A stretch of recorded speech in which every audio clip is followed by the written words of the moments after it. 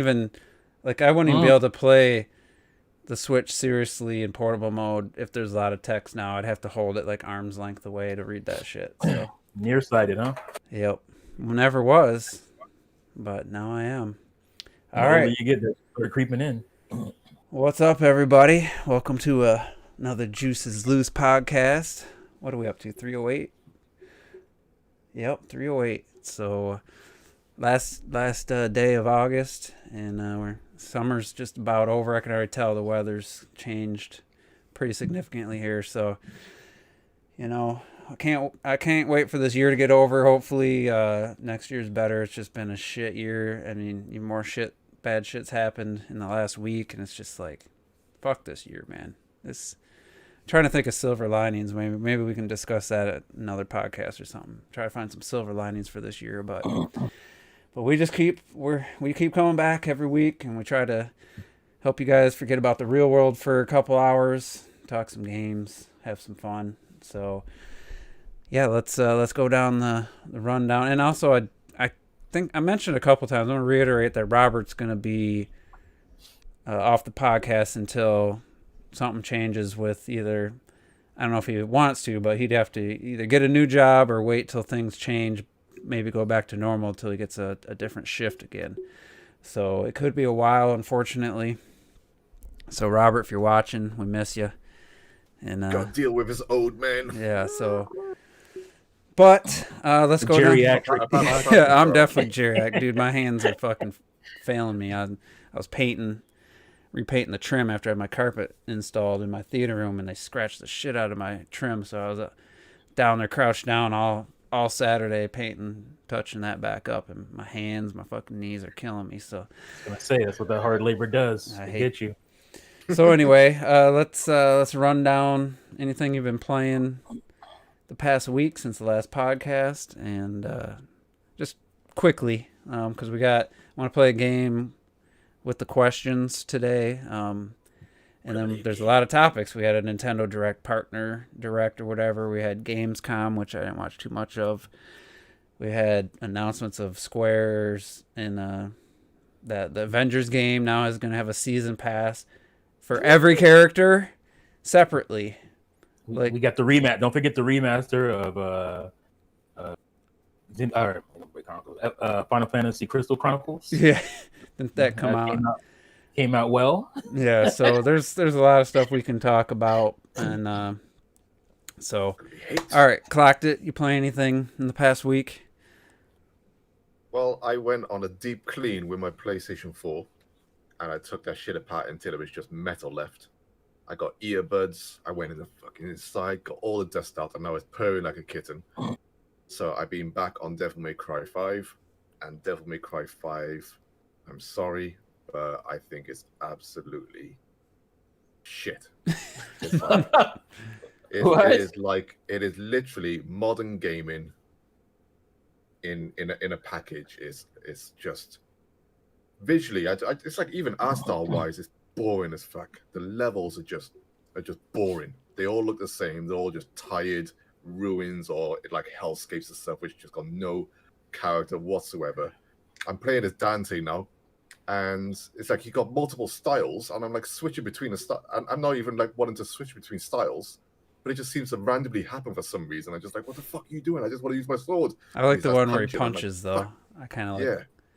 I like building the combo. It all looks cool, but I'm just like, man, this is fucking trash. So I've been trying to. I don't know why I'm trying to complete it. I tried to complete it, so I'm sticking with that. But I've also been on my Saturn, which is plugged in by here, and I've been playing fucking Dark Savior. T will know about this. Yeah, boy. I've been playing fucking Afterburner 2 and Space Harrier, and I've also been playing Gun Griffin as well, so that's a bit of retro going on there. Bit of retro gaming. Afterburner was fun. I tried to get through trash modern gaming. Afterburner was a good arcade cabinet. It had that flight stick and stuff. Oh, fucking back in the day, man! My God. The Anime Rapper says DMC5 one of the best games ever. Look up Dungaree's combo videos. I'm sure there's ways to pull off ridiculous combos. I don't care what the combos are. The game is boring. Yeah, I don't feel there was a lot of strategy with different enemy types. What do? You go down a linear path, You open into a little area, have a fight, then you have a cutscene. Go down another linear path, open area, cutscene, have a fight. It's just rinse with. It's like That's the Final Fantasy 13 version of Devil May Cry. That's what it is. It's been that way since 2003. Whenever it was 2002, 2003. Yeah, but I mean, when the first Devil May Cry came out, what game did you play like that? There was no game like Devil May Cry. I know. So it was. Yeah, I know you're joking, but it was awesome when it came out. So now in 2020, and shit still hasn't changed. I mean, just like this is terrible. It's terrible. Yeah, I'm glad I paid like $15-$20 for it. I can't, or maybe it was 10. Yeah, I can't remember. I bought it cheap. Yeah, I bought it cheap. So anyway, T, you been playing anything the past week? Yeah, after 3 years, I finally finished. What is it called? Rogue Trooper. Remaster from the Wii. I finished my second playthrough of Luigi's Mansion, and I've just been kind of cruising through my retro consoles as well. Nothing really stand out, but yeah, you got to play your backlog because that's nothing else to play right now. So yeah, I got yeah. All right, I don't have a ton of backlog, but I gotta get around to that too, I guess. Retro Death, I know you're busy doing real world stuff, so I don't know if you got a chance to play anything. Well, it's been a lot calmer the past few days, fortunately. So, I was still on my rinsing, as Clocked likes to say, of Spider-Man on the PlayStation 4, and I finished it completely. I tried going for the platinum trophy, but there's this one challenge thing which is just fucking garbage. I was like, I'm not gonna goddamn bother. I finished it. The end was heart-wrenching, such a good game. And I instantly flipped back to Hyrule Warriors, which is what I've been playing for the last few days. All right. Is that slang in Wales, by the way? Rinsing? Is that Wales slang?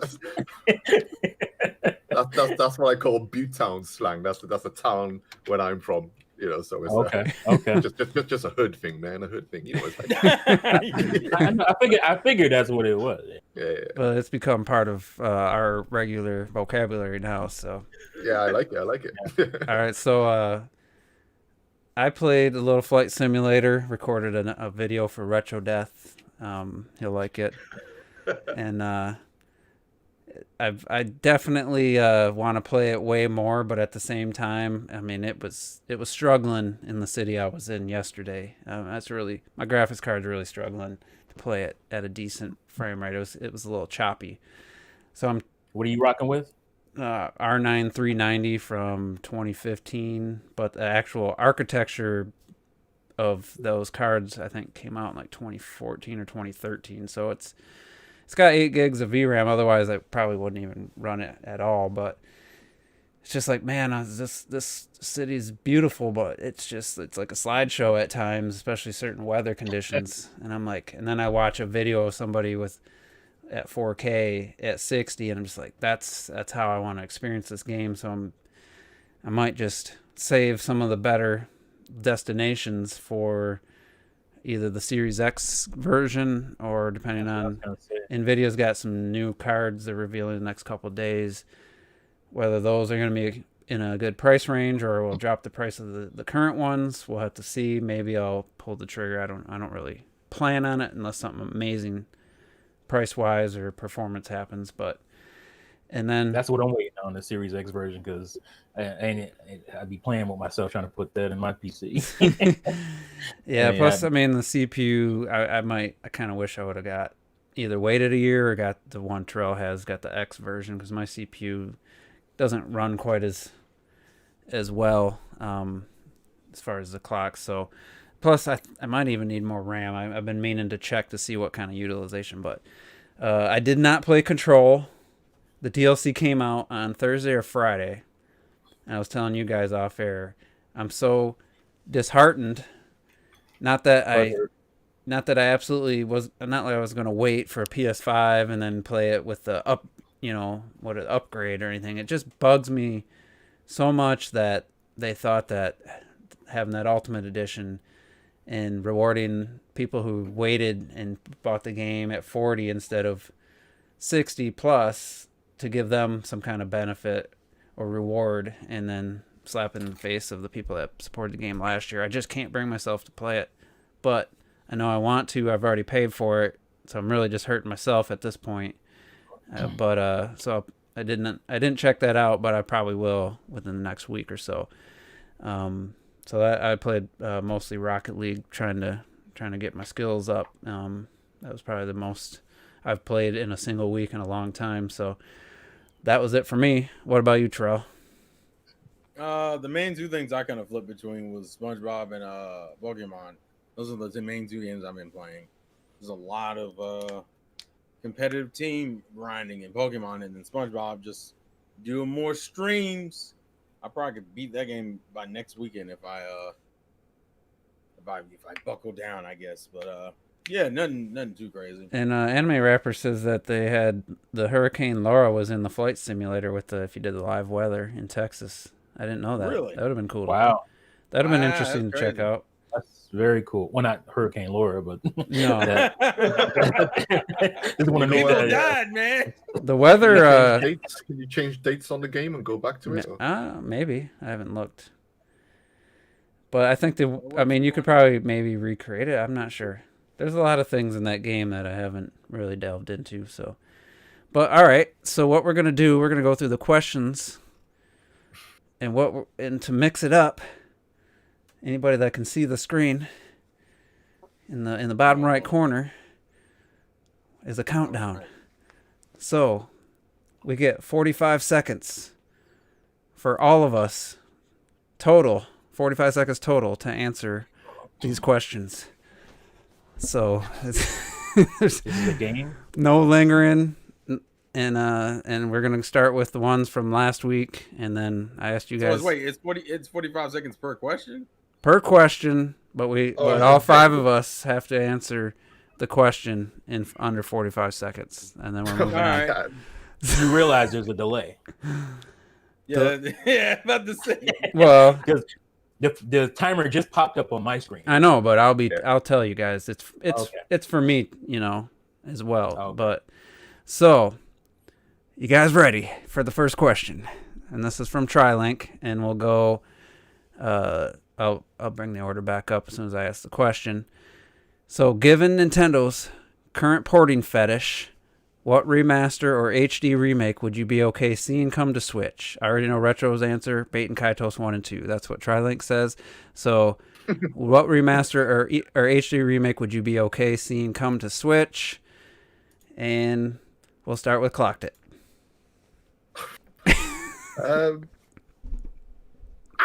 I don't know. T, anybody got an answer? I got an answer. Fatal Frame Collection. That's all I'm gonna say. Okay. Chibi Robo. Damn, I would have said. GameCube. You want Ziplash? How could you? No, hell no. I'm gonna say. God damn it, stop. Fuck. What a game. It's a good game. You ain't ready It's a for good this game. Well, I didn't want to You weren't prepare. ready. It'd be cheating. You ain't Retro? proud. Is those your I guess, answers? like, if Well, it's I'm gonna go with the Mario and Luigi RPGs. I'm gonna Ooh, say all right, Rogue Squadron from GameCube. Oh. All right, that's it. Time's up for that question. Sorry, TriLink. Think about Rogue Squadron because we don't get Star Wars games anymore as Nintendo fans.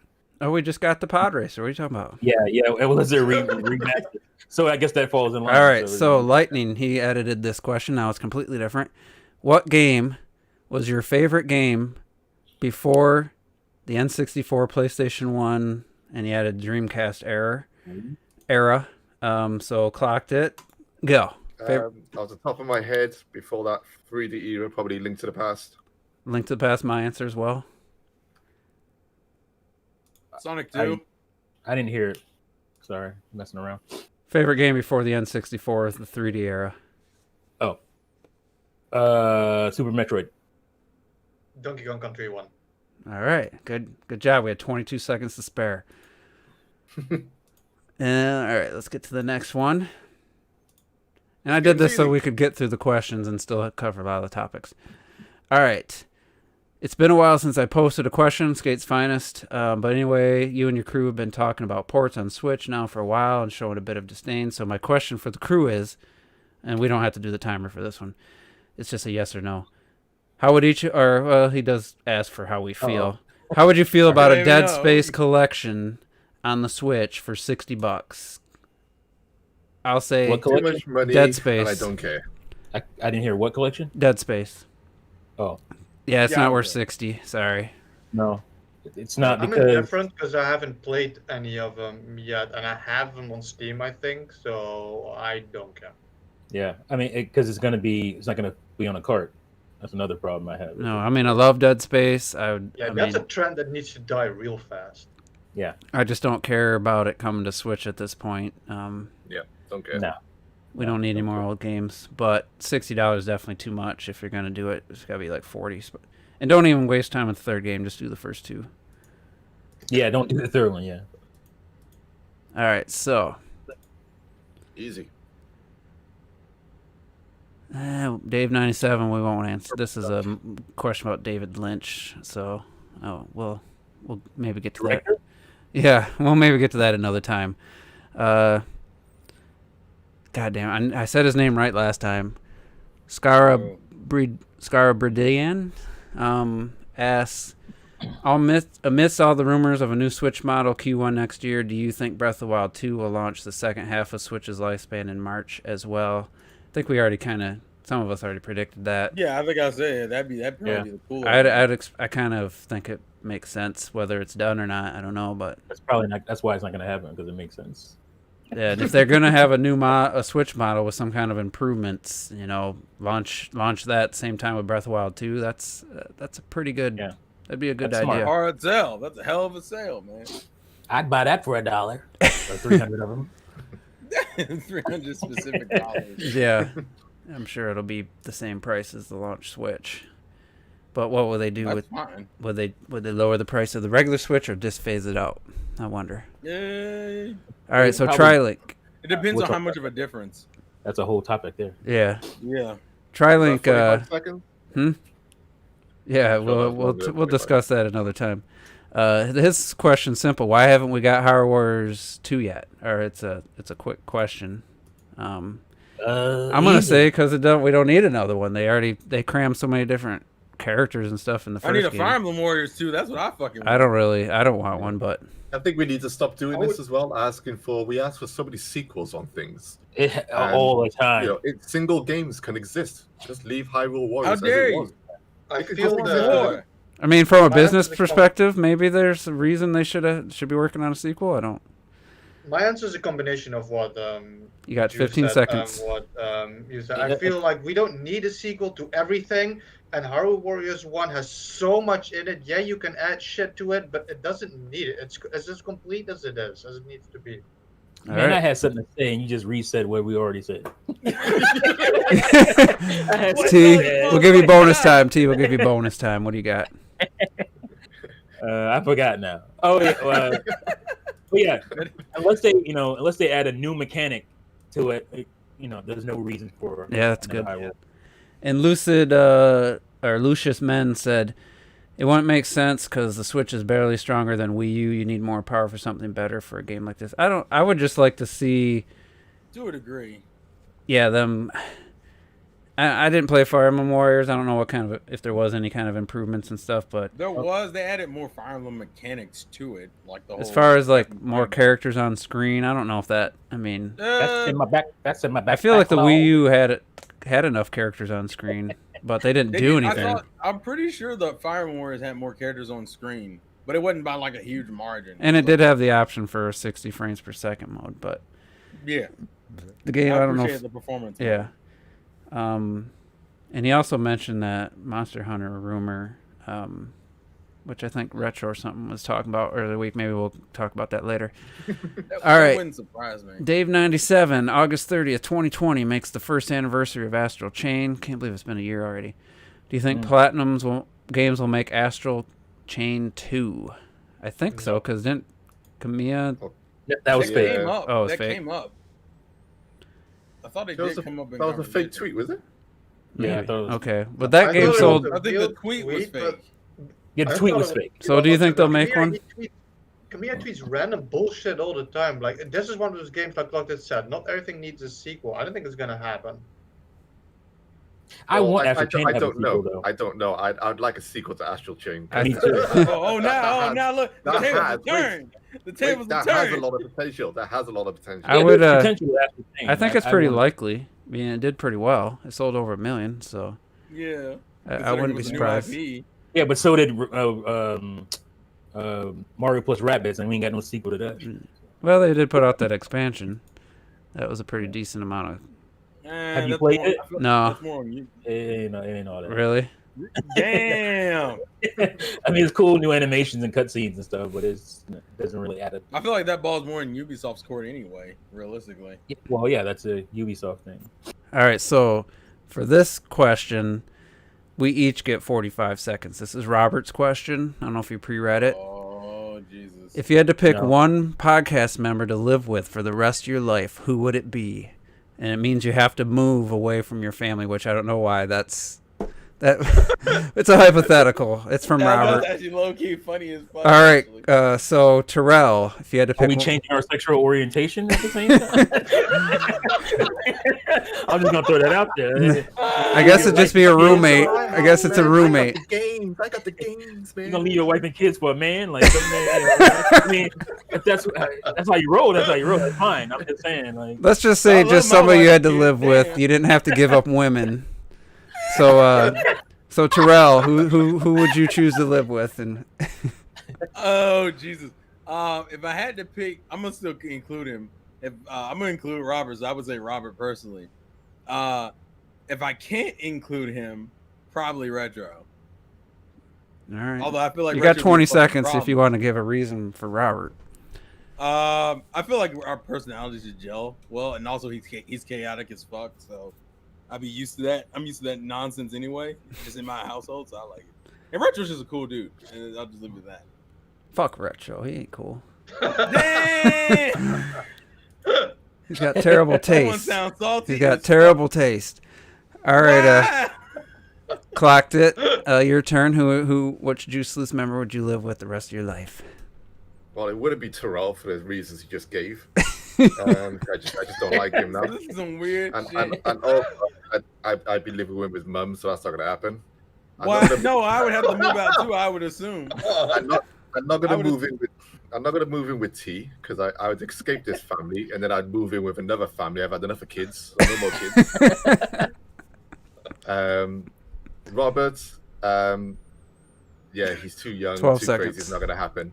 So I'd probably move in with Retro only because You motherfucker. because he's in France and that's it. No, Donkey Kong, man. All right, T, go ahead. see, that was gonna be my play because it'd be good to get out of this crazy ass country. That's for damn sure. So it was either gonna be Clocked It or Retro. It's tough between It'd the be two guys, it'd be 'cause more unless- interesting if you had to live with their like family, like if Robert would have asked it that way. Like Yeah. You know, Clocked It is pretty much my soulmate. So I've got a wife. I got a wife. You know what I'm saying? Everyone draw the fan art immediately. so Oh, it'd be fan art one of the two. immediately. I can't decide. Maybe I'd go back and forth. All right, go ahead, Retro Death. My answer is actually similar to Terrell's. Like, if you can include Robert, I would pick Robert. And if not, I would actually pick Terrell for kind of the same reason. Because both of them, they don't take life too serious. They, like, fuck around a lot and shit. And they're just, like, messing around all the time, just laughing and shit. And I feel that's just more, like, the shit that I like doing as well. So it would just be that. 'Cause I know if I'm with these guys, you know, anything can happen. And you just, like, bullshit and everything. That's cool. Yeah, but the Georgia, man, too many bugs. Like Bitch, gnats how always dare being in you? your face. You're like a state boy for me. Fuck. How dare you in the fucking swamp? I live in Central, so it's Oh, but semantics. I'm between swamps. I'm between swamps here. So. We gonna Bitch, if I have to drown to get to you, you ain't worth it.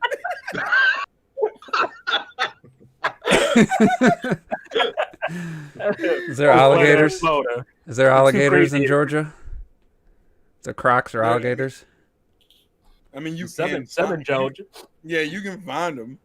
Yeah, they're there. Yeah, the worst thing we got is turkeys here in West Michigan. Damn it! They just walk across the road. They don't give a fuck about nothing. That's how it is. Really, you got turkeys there? That's Oh, how it is Jesus. in Massachusetts. It's like that It's too. Turkeys fucking always. so fucking shit. And they're ugly. They're the ugliest creature. Their babies aren't bad. They're just hideous. That's why you eat them ugly motherfuckers. So my Ugly answer. to live. So my answer is gonna be with my soulmate when it comes to movies, because we're gonna watch a lot of movies. We Ms. T. I already knew that was gonna be. I I already knew. can't be I watching. knew that, I could have predicted that. I can't be watching anime all the time. I can't be watching. Man, Can't be watching terrible movies 15 times. I would like to live with Robert to be part of his backlog crew, but If you don't dance, it's not worth it. We need you dancing in one of them bitches. well, Yeah, I dancing. didn't pick you, Juice, because it's too cold. I'm tired of the cold. Yeah, it's only 3 months. It's only 3 months. Sometimes That's 4. too many. All right. Go to the next one. All right, this That was is the same. This is going back to the 45 for everybody. I guess it's gonna be hard though. This is a tough. You have to think about this one. So let me change that. 45 seconds each for this one. What is the best game you ever played that you were aware had at least one major flaw? I'll give you a You're just minute. giving it more time because it's your question. Retro Death, since you spoke up first, Retro Death, you get the answer first. Go ahead. Well, if you say what's the best game with a flaw, obviously I'm thinking of the best game there is first, Bot and Kaitos, and it has one massive flaw that always bothered me that they fixed in the second game, is you can't skip cards, meaning that if you have to heal in a boss fight or in combat, you cannot heal, and you're spending rounds just flipping through cards and shit, and you can't really do that. You gotta use dumb cards that you don't want to use so that you can heal. It's a really dumb flaw, and the second game corrected that. Yeah, that So does the sound fact that you can't skip cards is awful. That does sound like a bad flaw. Yeah. All right, Terrell, you got an answer? No. Give me a Come back to red. Come back, yeah. Swing back around. Clocked it. This is a tough question. It's a tough question. Come back to clock. No. Turn the clock back. Yeah, it is. I mean, it is a tough question. Oh God. That's the whole point. I'm gonna answer, and it's just the first thing that popped in my mind. It might not be the truest answer, but Control last year, my number 2 game of the year, and it has a couple major flaws. One of which is when you pause it and you come back from the pause, it's like the game's just like glitched for 5-6 solid seconds, and you just have to not touch anything and let it catch up. I mean, it's not a major flaw, but it's still That's jarring, weird. especially when you have to pause it a lot to like upgrades and stuff. It's just a weird flaw. That's the first thing that popped in my head, but I'm sure if I thought about it more, even though I asked the question, I tried not to think of the answer beforehand, but put myself on the spot. I got mine. T, go ahead. Jet Force Gemini. It's a flaw I can get over for the most part, but I know a lot of people have an issue with it, and it's the shooting controls, specifically when it goes in the pseudo first person. It gets wonky for sure. So, yeah. Okay. That's mine. Back to Clocked It. Okay, I'll probably just go with. I'm gonna go with Diddy Kong Racing, and I will actually say that the frame rate affects the driving in that game. That's fair. And you have to master the frame rate in Diddy Kong Racing as well, because it can jerk, it can measure around, and you have to know the track and learn the game that way in order to really complete, especially when you're fighting Whizpig at the end, where it's pouring down with rain, there's lightning, the track is narrow, you gotta hit every single boost, and in order to hit the boost as well, you gotta let go of the acceleration just as you hit the boost pad in order to get the best type of boost, and the frame rate can affect that as well. So, All right. yeah. Want to break my controller on that fight. Retro, you got an answer yet? No, not Retro. Terrell. Oh yeah. I think an easy one for me is probably Xenoblade 2.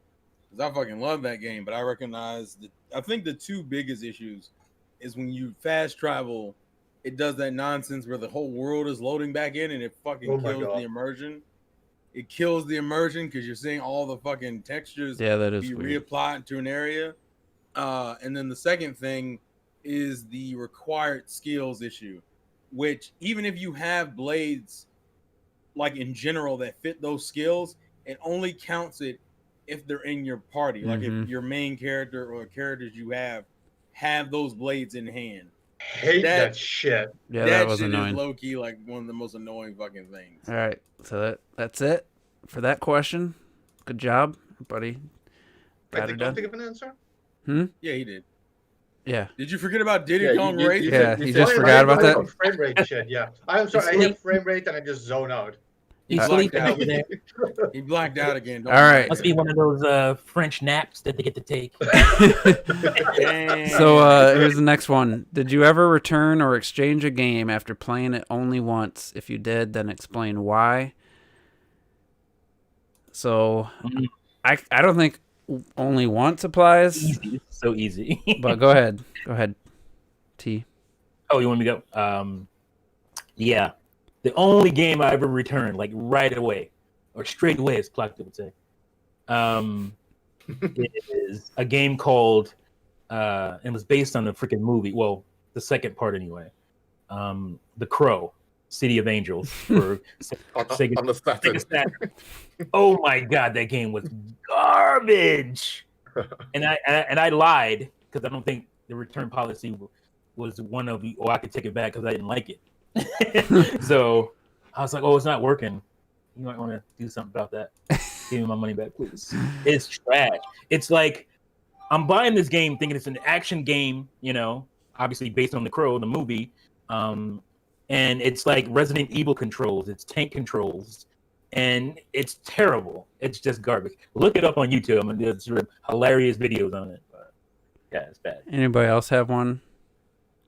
Because I didn't. I played a game more than once before changing or exchanging it or trading it in. I played probably 10 minutes and took that shit right back. I'll give mine then. I don't know if you guys can hear me. I have a little bit of lag, I think. I can hear you. The two games I returned in my life. One was when I was a really young kid. It was Skate or Die on the original NES. I played it, and I was like a young kid, and I nothing did anything. Like, you're just watching a little guy do fucking nothing. And as a kid, I'm like, I'm not fucking doing this shit, you know? So I wasn't allowed to go out. I was like really young, you know? So I told my brother to exchange it, and he exchanged it for like Dragon Ball on the NES, which you guys call like Kung Fu Fighter. I don't know. You guys have a weird name for it. And that was fun. And as an adult, I returned one game once on the GameCube. I want to buy it again. I kind of regret it now, but back then I just couldn't. It was Resident Evil 0, which I was playing this, and you have like this fixed camera perspective, which is okay, but the game starts in like a train, and you're like zoomed in. You see like this guy's head from the top, and it didn't work. It was all jank. I was like, it was a too cool intro cutscene. I'm not fucking playing this shit, and I returned it. I rented that one.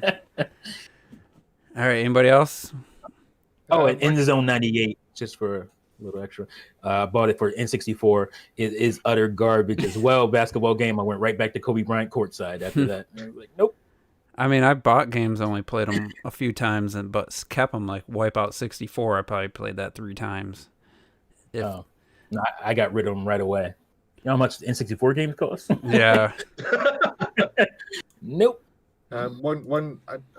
I don't think I've ever bought a game back and then taken it back straight away, but one game I didn't last long on at all was Blue Stinger, which was a Dreamcast title.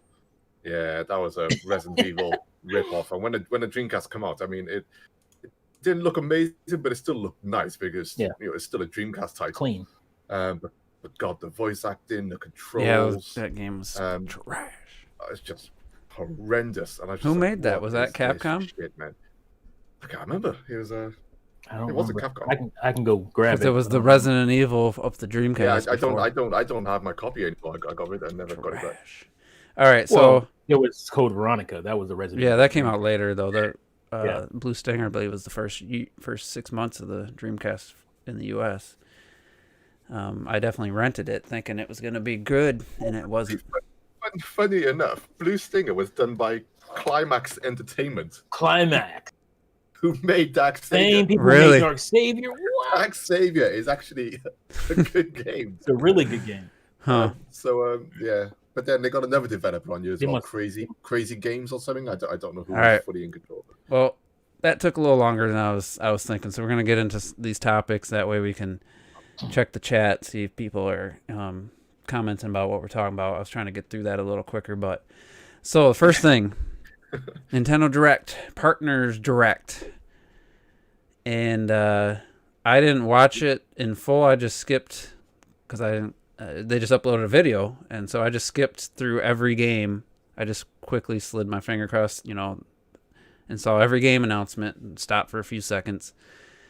And so I can't judge the whole show, from that perspective. But as a games, the types of games, was there 4 rhythm games?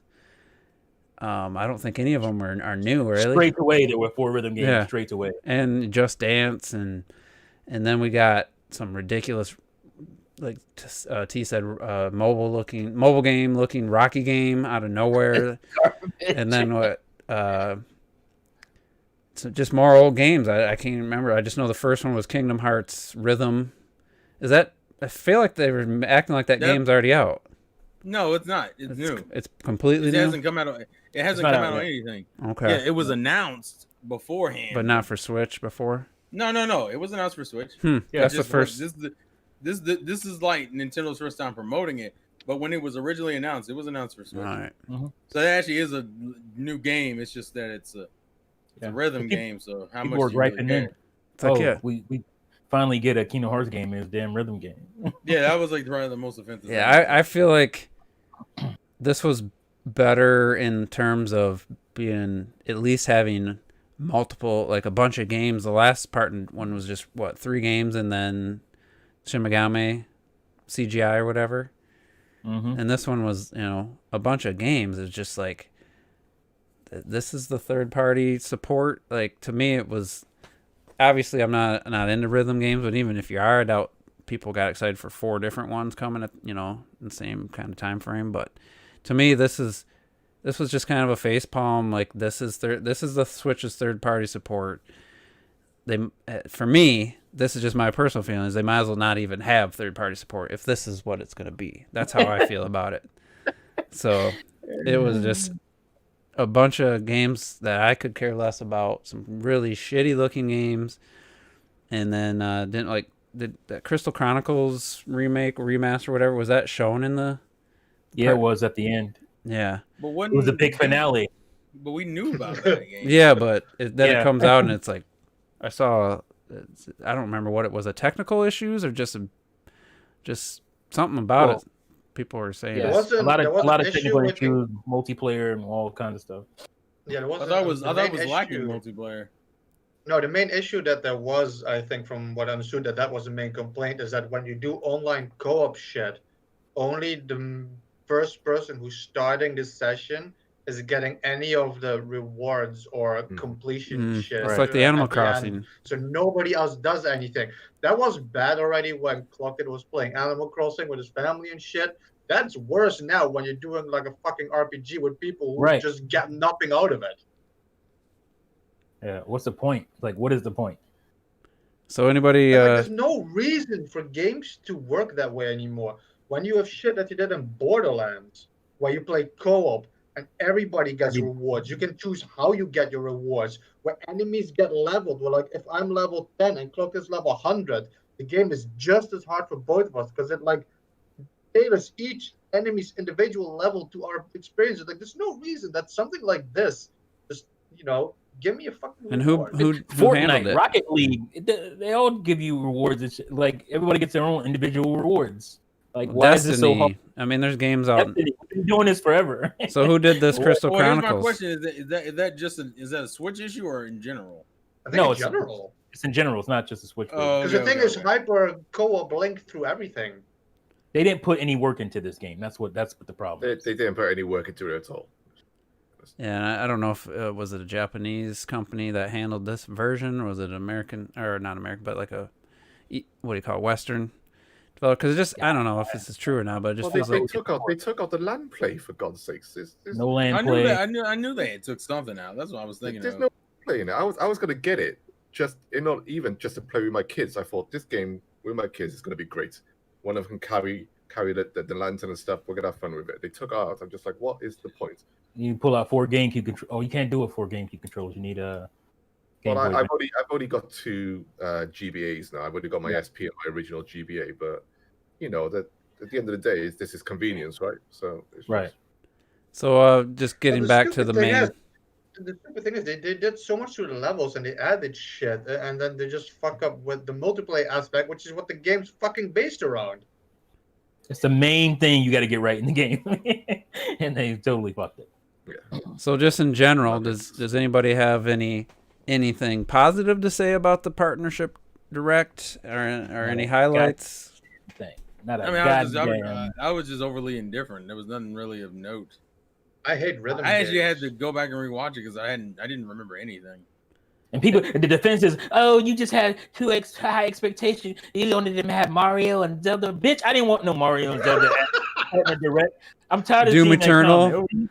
I mean, Like- fucking like Doom Eternal or another like a current gen game. We haven't had like an announcement of like a current how could I gen have- third party game in a while.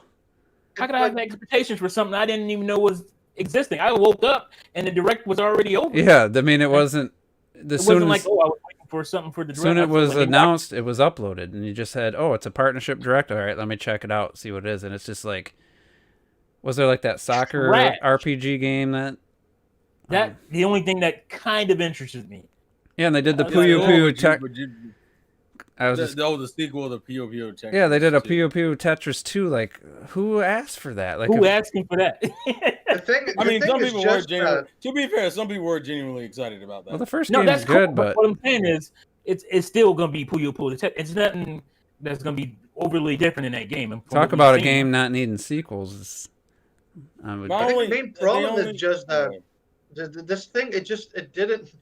I mean, it's like you said, with having high expectations, it's like, I expect a bare minimum at this point from a direct. I barely have any standards anymore with the directs we've been getting and shit. Yeah, I'm And done. it's okay, Thing. But you don't need to hype up a fucking direct days in advance and then you show me fucking 3 rhythm games that you can just post individually anyway. Like, there's just no point to it. Well, What- that one, to be fair, at least for me, usually the way hype works with directs, at least for me personally, is how much time they give me between when they announce it and when it's shown. If I wake up and it's just there, that tells me it wasn't going to be. oh anything yeah, crazy that's anyway. as soon as. So it's like I didn't go into it like, man, this was such a disappointment. I was kind of like, all right, it's about what it's just meh. It's just a mad direct. Well, Stop what about calling this shit a direct? Yeah, Call Not it even a a direct, partner it's a showcase. mini.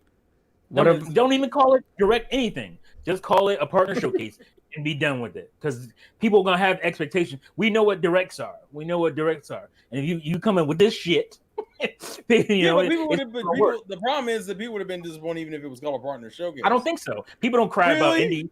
People aren't Oh. crying about the indie showcase. Well, yeah, that's because it was. Yeah. because Indie has lower expectations. I would like to see the take the direct for these, take the Okay. direct name Well, off, and then we'll see. well, yeah. I think Then you'll have lower expectations because it's not called direct. So you I have think people still would have been disappointed. yeah, you're gonna have a few. Yeah. People are always gonna Oh, cry no, about I mean, I wouldn't have been. 39,000 dislikes. Well, what about all the people who are saying that they were calling a direct and then they're counting this, even though they're like, well, I knew it was going to be a partnership one, It's like, but anyway, Philip brought Liars. up something. I don't know if he's being serious. The collection of Saga, isn't that those Game Boy games? He Yeah. says that's a pretty big deal. I was like, well, it's just the original Game Boy visuals, right? Just framed on Well, your. some people Yeah. people view That's it as cool. a big deal for archival purposes because those games Yeah, haven't really been. yeah. Haven't been re-released in any way. That's That's cool. I'm cool with that. I had no problem with that. But that, it is a collection of Game Boy games. At the end of the day, like it's not exciting. Yeah. Overly exciting. Yeah, and I wasn't looking for exciting. I was just looking for something that I'd even have a potential to buy, you know, like something to like fill in the gap that Nintendo's got going on with. I mean, it's been since fucking March. Or no, we had Paper Mario was what, August? This was it early August or late July for Paper Mario? So And we haven't had a direct in fucking a year. We haven't had a direct in almost a year, if not. So, you know, and then that's coming. The rumors are coming. Well, it's going to be this week is the direct, and now everyone's jumping on the Mario remastered collection thing again. It's like I can't tell you how much I hope that doesn't get announced this week and never comes out. And then it's it never comes out. And then it's like, this seems like weird spite at this point. It's just like, because I want finally, you know, something big enough that people aren't going to forget. You know, all the other predictions that people forget about by the time a year or two goes by, we don't get them. That it's easy to forget, but something as big as this. Oh, you mean like Star Fox Grand Prix? Yeah, and then that came out that they said they leaked that intentionally, that false information to find leakers. I don't know if that was true, but that's what the report was saying. Nintendo did that. I'm wondering why they don't do that more. That's how you. I'm still working on my Chorus Kids. Your what? Oh yeah, the Chorus Kids. Trash. That's like one of the OG that one. things. Like that's what everybody played fucking Rhythm Heaven. Like, bitch, shut the fuck! You didn't know what the Chorus Kids are, and everybody wanted that shit all of a sudden. So dumb, all that shit. That's what Jack Nicholson did in what was it called? What was that movie? The Departed. That's how you found the rats. Yeah. You got false information. You catch who's doing it. Yeah, I'd love for them to do that again, and because that definitely got out. And I wonder if they traced the first person, the first leak, you know, the first hole in their, you know, whatever you want to call it, you know, the very first person who told people. And then there's a Jurassic World game wasn't mentioned in the partner showcase. I seen that. I think it was just when it the day. It just came out with a random trailer today. I mean, that would have been. Yeah, it was today. That's what I thought it was. Okay. It doesn't look. Wait, great. I missed something. Yeah, there's like a Sim. I didn't even watch it. A Sim City Jurassic World game that just got announced for Switch coming out today. Or today it's coming out in November. And I think it's been out. So it's like Park Builder for Xbox. Yeah, it's already. It's been out on other systems. It's coming out on Switch, and it's. I mean, it doesn't look great, but it looks better than Ark Survival, whatever that game's called. Park Builder was dope. But yeah, that could have been in the showcase. I don't know why it wasn't. It would have been better than for one of the rhythm games they could have replaced. But no sign of Silk Song anywhere. I don't know what those developers are doing. 2 years ago, that game was playable, and a lot of people said it felt done, like it was so polished. Like a year and a half, I think it was, where that was at Gamescom 2 Gamescoms ago, and but that's a small team, so I guess if they can't get it done, they can't get it done. But it just feels weird, and we won't get it. We don't have to get into the whole thing we talked about last week, but yeah. So other than that, I don't think there's much else to say about it, other than it was pretty forgettable, because I couldn't tell you, half the games that were shown, even though I didn't watch the whole thing beginning to end. I just jumped through it. But you didn't like the Creed game when they announced that Adonis Creed is in it? Oh, really? Wow. Could you? I tweeted the old Rocky game on the GameCube after I saw that game, because the one. Oh man, it looked disgusting. But the one on the GameCube, it was so good. Such a good game. Yeah. And but I was saying this game looks better. This GameCube game looks better than whatever this Rocky game is. Well, the animations just look fucking. I can't believe they got the license for it. It looked wonky. What the hell is it called? Creed or because it something. Keeps bringing up Assassin's Creed. I'm trying to find it. See if there's an individual trailer. Power boxing or something. I forgot what it's called. But even the font was cheap as hell. Did you see the font for the logo? It was just like, Big Rumble Boxing, Creed Champions. So for anybody who hasn't fight and win, maybe you forgot. How'd you get a license for something like that? They make something like that looks like that? I don't get it. I mean, it's License fucking game. Rocky. Look at this. Especially in today's world of gaming, where before licenses used to just get thrown around left, right, and center. These companies didn't care. It just looks like a 2D fighter, really. These days, no. Yeah, you're on a 2D plane. I don't think you're moving around. Yeah, it's a 2D fighter, You're but not moving around like Ready to Rumble. So people compare to Ready to Rumble, but you're not really moving around like that. No, Ready to Rumble, you could move around. That was 3D, yeah. I mean, And did anybody notice that the crowd wasn't even looking at the fight? Did anybody notice that? the crowd looks pathetic. It shouldn't even Look, they're not even looking. Watch.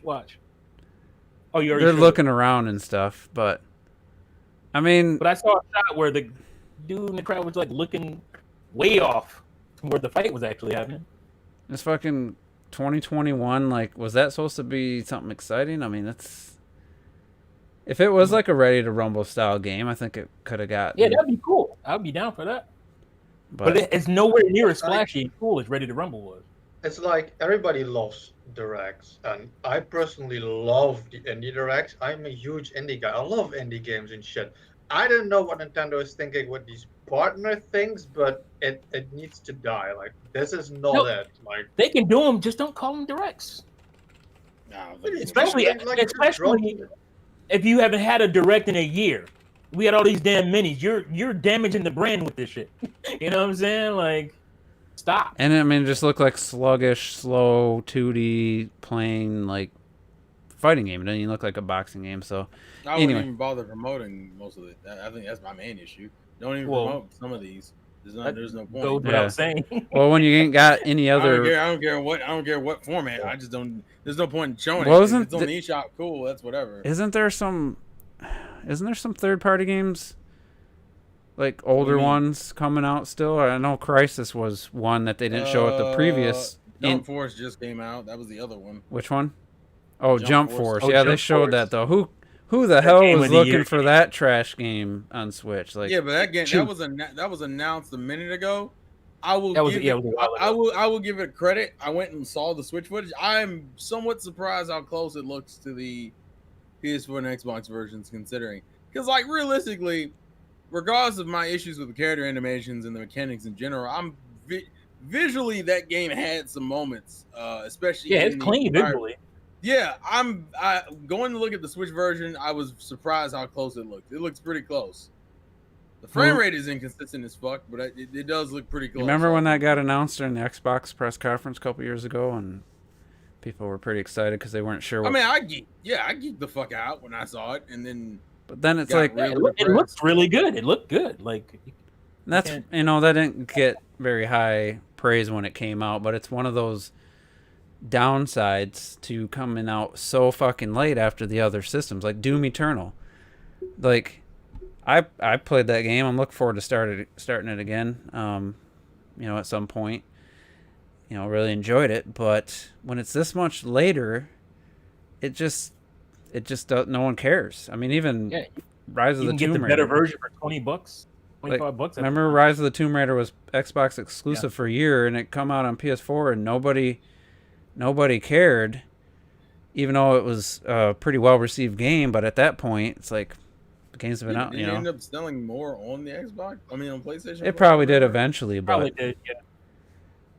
It's just But, at $25, $30, it wasn't that. It's just full one of price. those things where it's like, I kind of said this on a Juice Opinions, and I mentioned it. I think I put it in a comment with or replied to somebody about this. Like, I don't know if it's just a technical thing, if there's something causing the Switch, either the ports or new games. It just feels like they're taking longer than maybe, I don't know if Nintendo thought they would, or just developers are thinking, because it's like, Doom Eternal came out in March. There's no sign of it. Maybe it'll come out this November or something, and then I have a theory about maybe that's causing some of the Nintendo's lineup to kind of where they have to fill out with ports, because they're like Luigi's Mansion 3, for all we know. We don't know. They didn't announce any kind of date or anything, but that came out late last year, announced in 2018 towards the end of the year. But so I just feel like there's something with the Switch. I don't know if it's just trying to optimize it or make their games work on the low clock speed CPU. I know that's pretty much the the biggest bottleneck. Something's causing these games to take longer. I feel like we're not getting the day and date games. We thought at this point it would be standard for day and date. I think Mortal Kombat 11 is pretty much the only one other than the sports Cartridge games. size is still a problem, obviously. The cartridge size, prices of the carts. I mean, I just figured the day and date stuff would have been a non-issue at this point, and it's like games are just still taking forever to hit the Switch. So whatever the reason, it's definitely a fact that most games come out after the other versions, even if their intention was to release them day and date. And then we had Starlink was day and date, the sports games, Mortal Kombat 11. I feel like there was one or two other ones that were like maybe Ukulele, that wasn't like a big game or anything, but there's been some still coming out at the same time, but it just feels like that's not that's the exception at this point. And I think a couple years ago we were talking about this with the cartridge size and everything. Do you think how long before cart sizes aren't an issue and we're not downloading stuff, and how long before everything's day and date? And it still hasn't happened. So, but anyway, what else? There was news about Square and Crystal Dynamics. I'm so bummed because as a fan of the the new Tomb Raider trilogy, I was looking forward to their new game. And then it got announced to be Avengers. And I was like, oh, could be all right. And then we saw it. It never really looked good to me. And then we find out, it's one of these online loot system type games. And now they just confirmed that every character has its own individual season pass that you have to buy for each character. So anyone that play Fortnite or play Rocket League, you know what these season passes are, where it's 3-4 months, you pay $10 and it gives you challenges, and then you can get new equipment and earn credits or money back towards the next season pass. Well, they're doing a separate one for each character, and I guarantee it's because they think somebody's going to sit there and buy them all. But maybe it's the type of game where you're not going to play a bunch of, you're going to just stick to one character, but at the same time, it just feels kind of dirty to have one for each character. I'm not sure how many characters there are in the game at this point, but it's weird because the characters will be free. I think the the paid stuff is primarily for like. Well, the season pass is just like with Fortnite and stuff, to get the challenges, to get the extra gear and stuff that you get with these, like Rocket League. Yeah. There's a free challenges that just gives you a little bit of XP and a few items, but if you have the Rocket Pass, you get all of that. And then you earn if you played enough, you earn your $10 back, so you don't have to pay money to get the next one. Fortnite worked the same way. And it's just like, it just feels like they're getting pretty greedy with this game, and I don't think too many people are really that excited about it from what I've been seeing for them to try this. Is that the Square Avengers game you're talking about? Yeah. Sounds like they were thinking it would, like, the goal of the Avengers was Avengers disassemble. I thought the point of the game was that you could play with all the Avengers together as a team. You can, but but if you divide, like, fucking, I don't know, skill trees and suits are like separate and shit, that means like, yeah, everybody's together, but like, you ain't getting shit. You gotta get the PS4 it makes no sense. Yeah, if you want Spider-Man. Oh yeah, because you also got the Spider-Man exclusivity, which is bullshit. Such a mess from beginning to end. And and we made fun of how slow like Iron Man is when he's flying, and how like some of the scripted stuff in the single player and the enemies the Hulk can just like do a ground pound, and these guys got a shield and he can just withstand it. It's just, there's so many things that just are off about this game that it doesn't even look that good. I mean, it looks pretty good at times, but it really, they got the whole issue of the actors. They went for realistic visuals, so then the actors don't look like what we're used to seeing in the MCU movies.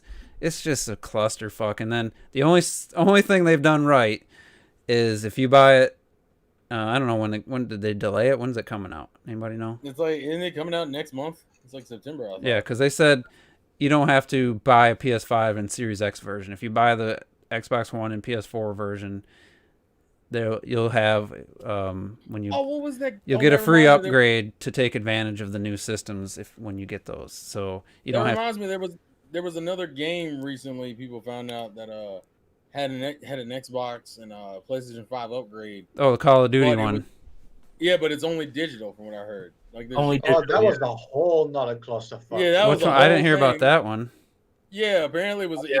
You get the upgrade, but you have to buy the digital version. If you buy the physical version, it doesn't work. Because that way they get all $60. You don't Yeah, do that true. in retail. Yeah, Because that makes no Punishing- sense. Because the digital is going to be the same code. It's going to be the same game. Right. So Yeah. it's super obvious that's why they're doing it. Because Yeah. they get full money when it comes to the digital version, but they have to Right. pay retailers for the. It's the fucking Physical. wild, wild west when it comes to this. Sony and Microsoft really kick third parties in the balls, maybe not intentionally, by adding backwards compatibility. So now these companies are trying to find ways to resell you or trick you into spending more money, so you don't have to. Because they probably figured they're not going to get away with releasing a PS5 version next year remastered. Maybe some will, like GTA 5 is going to do it. We know Control had said they're going to do it for Remedy. Remedy and 505 have announced Control is going to have a PS5 version coming, but because of that backwards compatibility, I think they're struggling, they're panicking, trying to figure out, because Call of Duty has the PS4 version. If you buy the $70 version, that comes with the upgrade for PS5. The Xbox One version doesn't have an upgrade for $10. You have to just buy the Series X version. You can't buy the Xbox One version, and when Series X comes out, get that for $10. I don't know why that is. And then there's like this whole tier system. There's like 5 or 6 different scenarios of how you end up, and it's just like, what the fuck is going on? I mean, some companies are doing free. The problem is as well is that the console manufacturers they're not enforcing anything. No, From these publishers, from these developers who because you like, even if you look at like the what Microsoft is trying to do with the Xbox, even if you like look at some of their packaging, some of their cases got Xbox One and Xbox on it. So it could work like or like it had like Xbox 360 and Xbox One on it. So they are packaging to say this works on basically both consoles. I think they're doing it again now, with a few of their things. But if you don't have this consistency on your platform, and I think a lot of them forget that this is you're putting your video games on this company's platform, and if this company doesn't enforce anything, then these guys will just get away and do whatever they want, make up their own rules and do whatever they want. The problem is, like, it's not, for example, like when you had the 2DS and 3DS, it makes sense, to avoid confusion. Like, look, this takes place on both, whatever. But here's the thing, that you're getting a new generation of consoles, but game developers want all the fucking money. They're like, look, there's now going to be 2 consoles. I want to have this game on both consoles. That's what Clocked says. Like, you need rules and shit. Just make a game on this console or make a game on that console. But everybody wants to be on both consoles, and nobody knows how to handle it exactly. And it's creating all this mess. Like, this game upgrades, this one doesn't. Buy this one digital. Gets this physical, you don't get this physical. Get this edition, and you get both. It's like nobody knows what to do because everybody just wants all the fucking money. But I said this ages ago, especially like, how much I fucking hate EA. I hate them with my fucking guts. They've never been a great company. They've had some good games, but they've always been a shit company. And even like with Sega, if you go back to like, at least in the UK, I don't know what happened in the US, but if you go back to the Mega Drive cartridges, EA did not want to pay Sega for those cartridges, for the Sega cartridges. So Sega basically said, no, fucking, if you want to do it yourself or whatever. But, we're saying, if you want to be on that console, use this. So EA went off and made their own fucking cartridges. Big, ugly ass cartridges. Just not to pay Sega, right, to be on their platform, to use their cartridges. And that has continued. Which is why I was happy when Sega said, finally, on the Dreamcast, fuck off, EA. Yeah, we'll do our own sports games and stuff. Right, we do all this shit. But EA still got given too much power from consumers and all this Yeah. stuff to say FIFA is the place to go. We don't need Sega football games. I played more Sega sports games than I played fucking EA games back then. And what have we got now? Just FIFA. And people are going mad about Captain Tsubasa because now it's a new football game, whatever. Then not. But didn't FIFA, they? Didn't you give EA? you give these guys too much power. If you're the console manufacturer, you give these guys too much power. They'll run off with it and control the industry, and that's what happens. I thought EA was one of the ones that wasn't gonna. They were just gonna say their games were going to just have free upgrades for the next gen. I thought they were one of the companies that said that. They have free upgrades. And I'm not expecting like 2018 EA games gonna get an upgrade, but I thought maybe it's only if you're a member of their I don't know, but I thought EA took a stand and said that their games were just gonna get the upgrade. Because here's the thing, like if you're making even the PC games, what just came out, Horizon Zero Dawn, that wasn't Guerrilla that handled PC games. Have companies port them just like companies are hired to port games to Switch. Just because they build the game on the PC, if the PS4 is the lead platform, they have to have somebody port it to the PC because they have to do all the tweaks, all the sliders and stuff for all the different configurations people can have. So you got to have all these graphics options and stuff, and then they got to test it on different hardware to make sure the stuff works. So a lot of PC ports don't work very well at launch. But when you got consoles like this, and Sony, they did take one step. They took a step that I don't know if Microsoft took when you talk about, I think Clocked It brought it up. They said any game that has to get a pass certification after July for the PS4 also has to meet certification for the PS5. Whether it's a major upgrade or just, takes advantage of the loading times or something, that game has to be certified for both, otherwise it can't come out on the PS4. It won't get certified if it doesn't also meet certification for PS5. That's for all third parties. But that doesn't mean they can't charge for the shit, but at least they can't just make a PS4 game now and we'll just worry about a PS5 game next year. We'll charge $60 again, and people will buy it. They at least have to have something there that passes certification. So, but as far as the pricing thing, it's the wild, wild west right now. It's like, it's some companies doing a free upgrade. Some companies you got to buy an ultimate edition. Some companies you got to buy a digital. Other companies you pay $10 more. Other companies you're just gonna have to buy a whole separate game. It's like, it just makes no sense.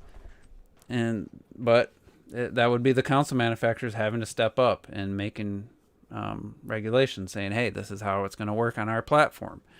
Sony could do that. Microsoft doesn't have as much clout with developers. I mean, Sony's been the lead platform since 2013 as far as their development. The question is if Sony cares enough to do that, because I think they're very confident that going into the next gen, they're going to be the dominant platform. Now, there's evidence to support that may not end up being the case, but I think Sony is very much in the mindset that, like, we're going to be the lead platform. And as the lead platform, you really ain't got to regulate much when it comes to that kind of stuff. Because at the end of the day, Sony's making their money regardless. Like, they don't give a damn.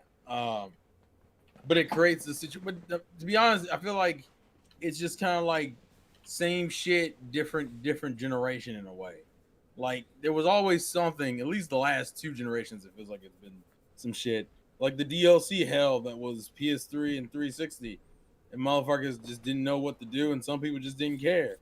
We're going to re-release the same game with DLC added onto it within the same year as the first. Oh, God, cat. Jesus Christ. But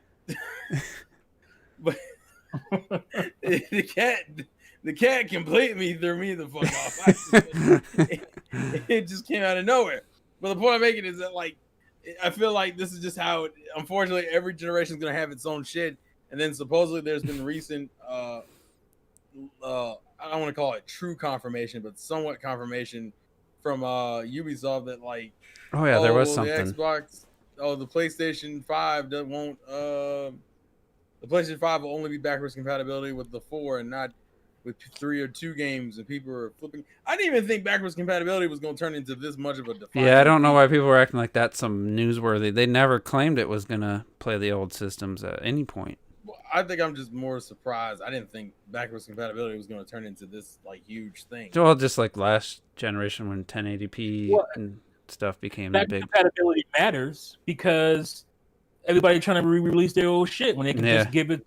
Like that's why it matters, and it's not like Sony hasn't done that since the beginning.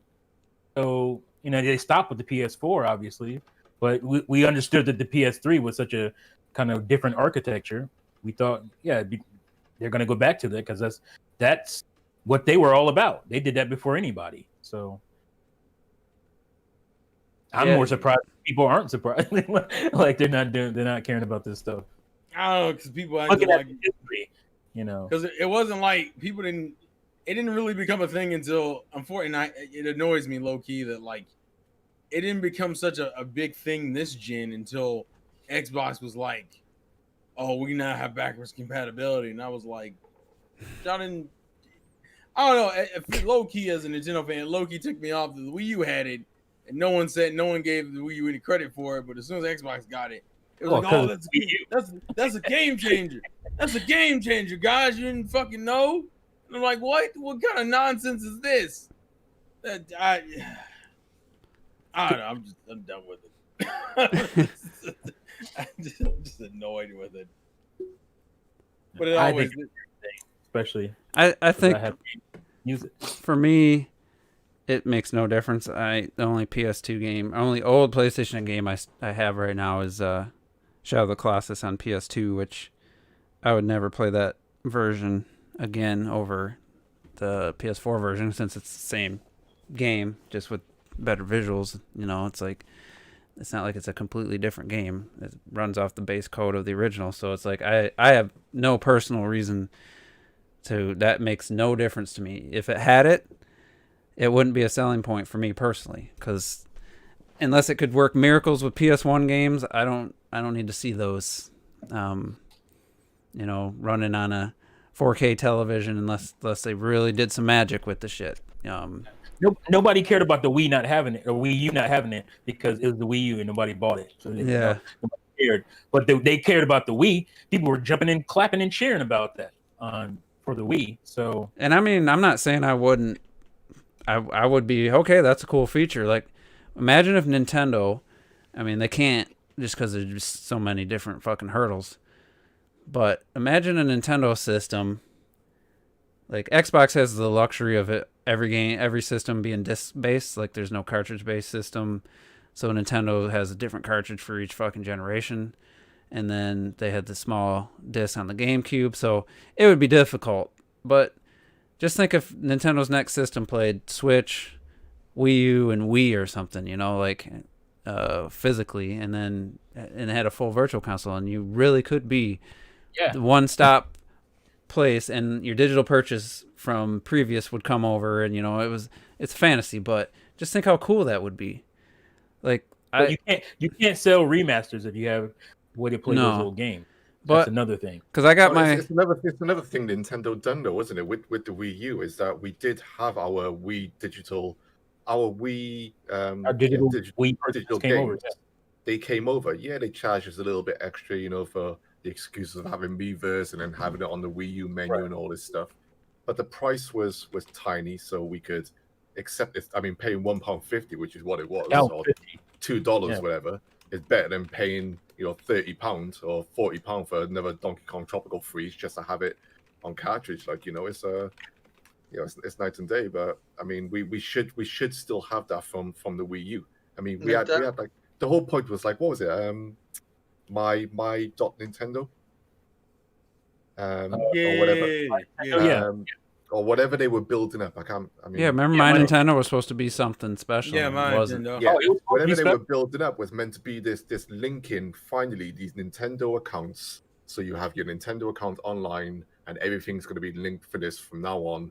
And they were talking about Apple, how we like Apple's thing where you got the iOS and you can carry over your account when you upgrade. They were talking about all this stuff, and then they just snapped it away.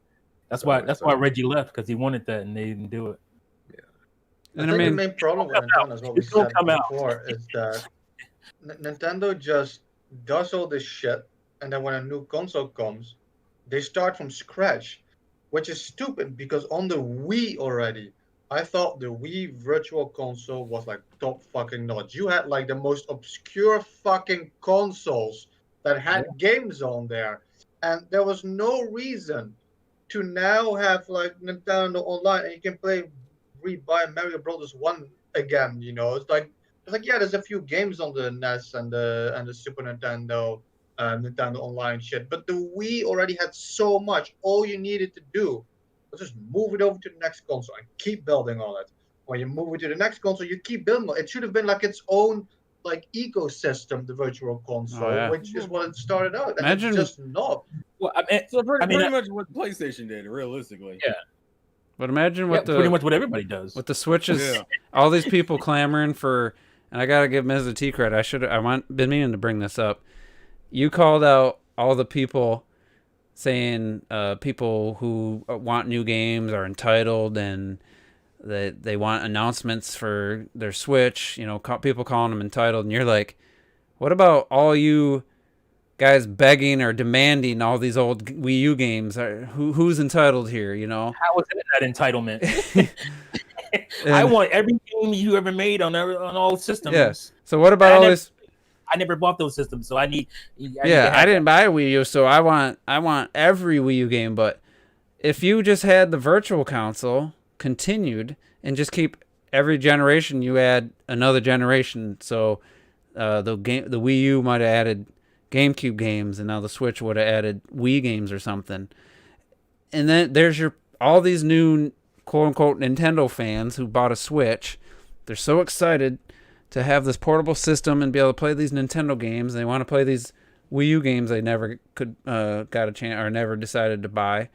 And just think of how much money, if you want to talk about Nintendo making money with the Switch, how much money could they be making off GameCube Virtual Console games at $15 a piece and Wii games for $20? You know, like. Chibi Robo sells for $180 used. People have that on the Virtual Console for $15. It would sell crazy. That shit hurts me so much because I remember being in a game store. I saw Chibi Robo. I'm like, I still want that. Man, I'm not gonna pay $15 for that shit right now. Fuck, man. Fire Emblem Path of Radiance, $250 for that game on the used market. Twin Snakes was what, $120? Yeah, I need to take these advantage. games would sell like that on the GameCube Virtual Console, easy. And you're not making that money. Those people are making the money for those games. You could be making that money. I don't understand. But that's what I said in that. It was like, how can you, if they were to do that, it would be beneficial for you and me, because it wouldn't be affecting old, new games. Because you're not going to tell me that Mario Kart 8 is not affecting Mario Kart 8 Deluxe is not affecting Mario Kart 9. Of course it is. So you can have your old game that you didn't buy because you didn't buy a Wii U, and I can have my new game. That's a fucking amazing point. Yeah, I made it, but nobody wants to hear it. And the only problem with Nintendo and the whole, they, like I said, they don't have discs for every generation. They have different cartridges. They have different control methods, and it's a blessing and a curse because it's nice to have them trying new things and not just settling, the same Super Nintendo controller, 5 generations later. It's nice that they're doing different things, but at the same time, it does make it harder for them to be able to do that past the GameCube, really, because even the Wii U, you got to have the second screen for a lot of games, so. Really, it kind of stops at the GameCube as far as it just would be easier to implement. I think we need to be realistic on, at least with Nintendo, on what can, continue down the line, realistically, because their consoles are a lot different, at least, controller-wise. But I also don't give them any excuse since the DS, the original DS, since they've been online, because once again, the Wii U shows that they can get their games, those games. We had DS games on the Wii Virtual Console. DS. There were loads on there, absolutely loads. DS games on there, and they had Game Boy Advance games on there. Yep, Game Boy Advance games are there. We had them for free. Some of us on the 3DS. As part of our ambassador pass and stuff like that. Yep. They can make their games digital. They've got their games digital. They know when people have bought them. Physical. They know when people have bought them digital. It's just it's like someone has said in the comments just now. Nintendo ripped us off. When they removed the Virtual Console and gave us the subscription service instead. I'm in my mind. I'm like, how did they rip us off? And if they can right now give us all these NES games or all these SNES games for the cheap ass subscription price of this per month, that's countlessly cheaper than us buying those individually.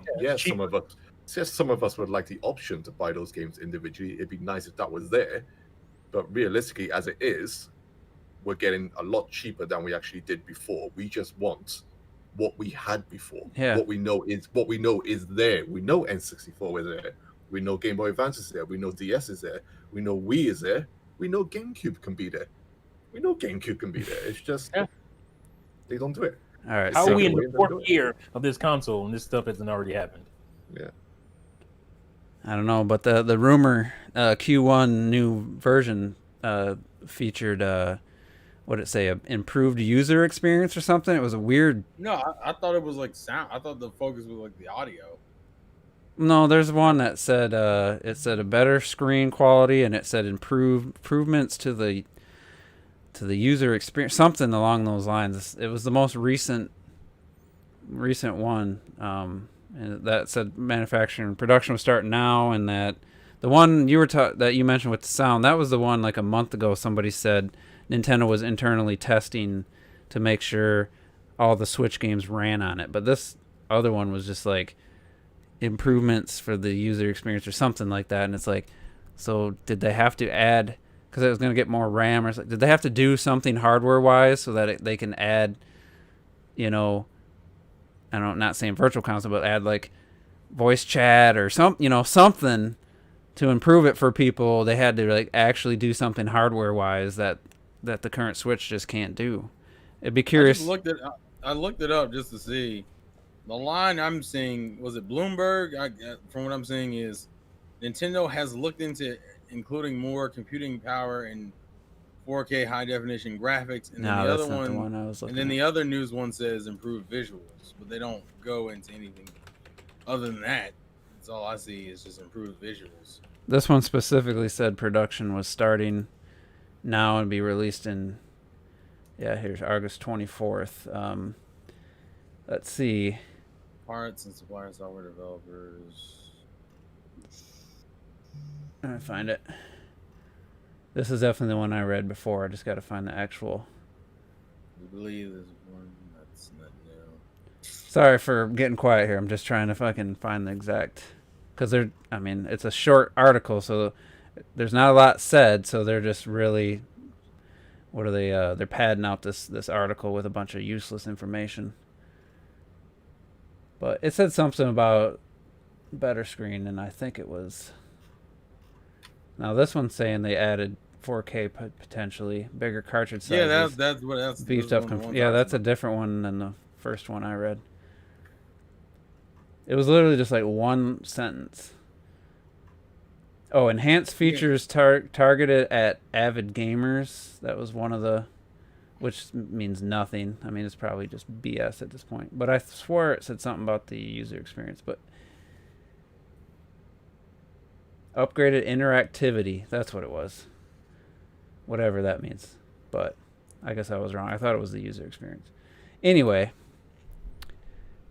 if they actually have to add hardware to get some of the stuff we've been asking for, that'd be crazy. If it, in 4 years kind of feels kind of late if you're going to really improve things for people. But anyway, let's get on to, I kind of put it as a joke in the title, Gamescom, C-O-N, quotations, because Gamescom happened apparently, and Geoff Keighley somehow got his nails into this too, his claws, and took it over, and it became another fucking Game Awards type thing with a bunch of, I didn't watch any of it myself other than the extended demo of Ratchet & Clank, which was just the same demo, but it was uncut. It was just full 7 minutes of what we already seen, we saw snippets of. cut. I mean, it was in one play session, so it wasn't like chopped up. But other than that, I heard there's like handing out awards for best PlayStation game, and it was Cyberpunk 2077, and I don't know what the criteria was, and it sounded like it was just a bunch of ads and a bunch of people that felt like they paid to have their game showcased, and it was just, again, like the Game Awards, like some random studio, random indie game, like these people never made a game before, and here's their world premiere, and it's just like, why does Geoff Keighley get all this? What is, I mean, has he sold his soul to the devil, the gaming devil or something? Because we were talking about this off air about where's the journalism in this? Where's the unbiasedness? Like I didn't see the quote, but apparently he took a small shot at the Series X in favor of the PS5. I couldn't find it. It was Next Gen's title of one of his videos. Geoff Keighley takes shot at Xbox Series X or something in favor of PS5, whatever it said. But I should know better than to trust that there was any merit to that, because his titles a lot of times don't really have any merit.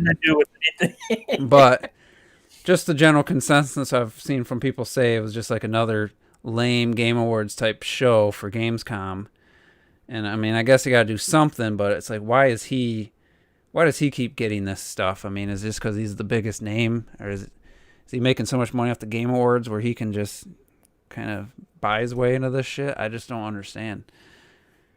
And like we were talking before air, and I want to kind of get into this about where's the journalism? Where's the tough questions? Where's asking 505 Games why they're holding hostage, this ultimate edition of Control, the free upgrade, to ask the tough question. Well, why can't it be in the old game? Like EA, or Square, why are you charging for each character a season pass for Avengers? Or why is there $10 for an upgrade for Call of Duty versus other games are doing it for free? Like, it just feels like there's none of that, and I feel like he's like almost like the devil who's like just manipulate, or the God of War, like from Wonder Woman. He's just got his claws into everything, kind of manipulating it to his kind of personal. It's like Keighley, he became kind of like somehow the self-appointed fucking gaming messiah, as we needed, like, as if we were going through another crash and he was like saving the world from that shit. Like,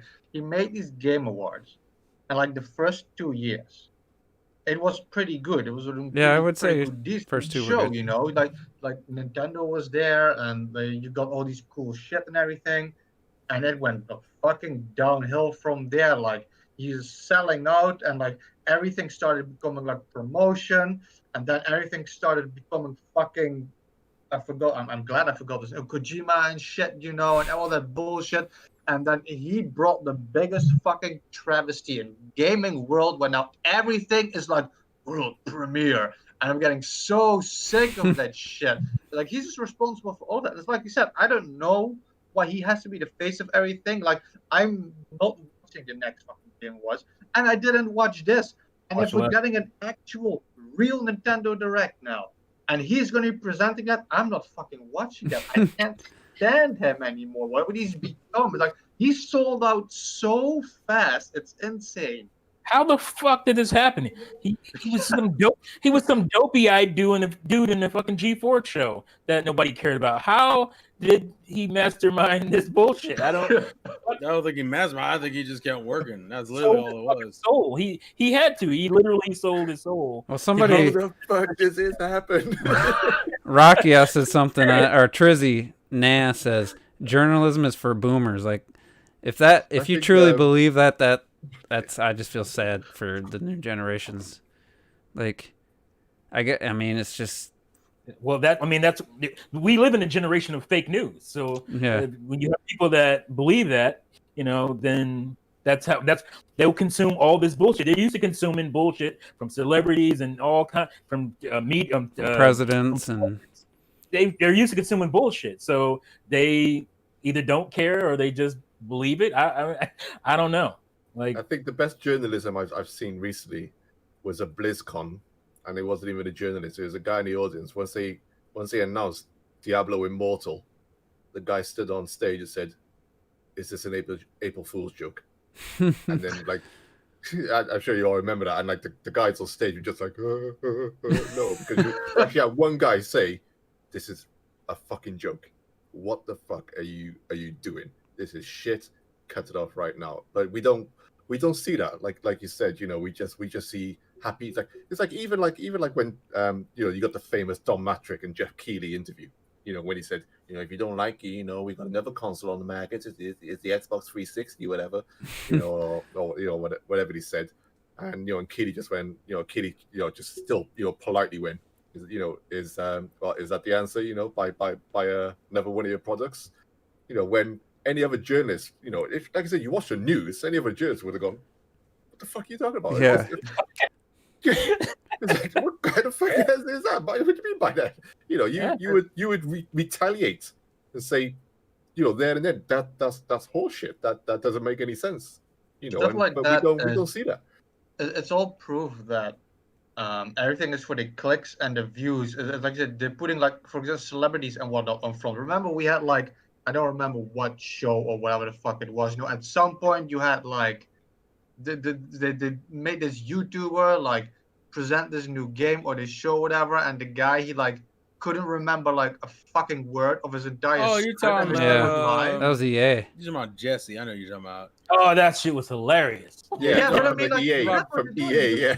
Yeah, you're talking about You Jesse. see, I like, know this who you're big talking about. guy in the front who has nothing to fucking do it. It's like, put a professional there, like, do for the having research, me, do the Mike. work, like, Said the man's name wrong. Well, what about all that shit I was was dying. so bad. I think Geoff Keighley's idea of tough questions is when Reggie was still in charge, Reggie, yeah. and he's He'll like, ask that question. so you got anything to tell us about the new Metroid game? And he's just like trying to get information out of him in a kind of a playful way. Like to me, I feel like that's his idea of asking a tough question, and not the like. Or what he did to Don Matrick. Is that his name? Yeah.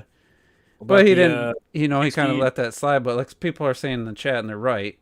Right now, these game companies, especially the third parties, they just want good PR, and so Yeah. they're just going to sit down. Journalism is an extension of advertising today. And that's all it is. I work for a big. We got bought out by a big corporation, so every like month or so, we have to review these policy things and sign off on them. Say, hey, I understand. I shouldn't accept gifts from a vendor or partner. That's not right. And what's all this? Oh, we'll give this YouTuber all this free shit, so they'll talk about our game. Like that goes against everything that like corporations have to be against. Like just sending somebody like iJustine like $1,000+ in flight simulator accessories, so she can advertise their accessories in that game. It's like that's basically just an paid advertisement. It's like she's not gonna critique it or question it, because she got all this free shit, and if she wants more free shit, she's gotta just talk it up. Play the game. You gotta play the game. And who did I notice that? Like, I really liked Katie Wilson and what was his name? Andre. Black Nerd? Yeah, Black Nerd. And then they just started getting. It felt like they were just getting free stuff constantly and just unboxing, and I was just like, you know what? I'd rather hear your actual thoughts on something than, what did Nintendo send me now, or what did this company send me now? And it's just like I don't care. Like The worst channel with that for me. Lamar. Lamar. Yeah, Lamar Oh my Wilson. God. Yeah. God. Oh my Open God. up all the Fucking amiibo bad. boxes. It's fucking garbage. He's still like that, by the way. Yeah. So basically, he tech. gets paid to open people's products, and he doesn't as necessarily ass kiss it, but he's. Remember when he used to be a tech channel? Oh, Shit. remember that? I don't. Yeah. No one does.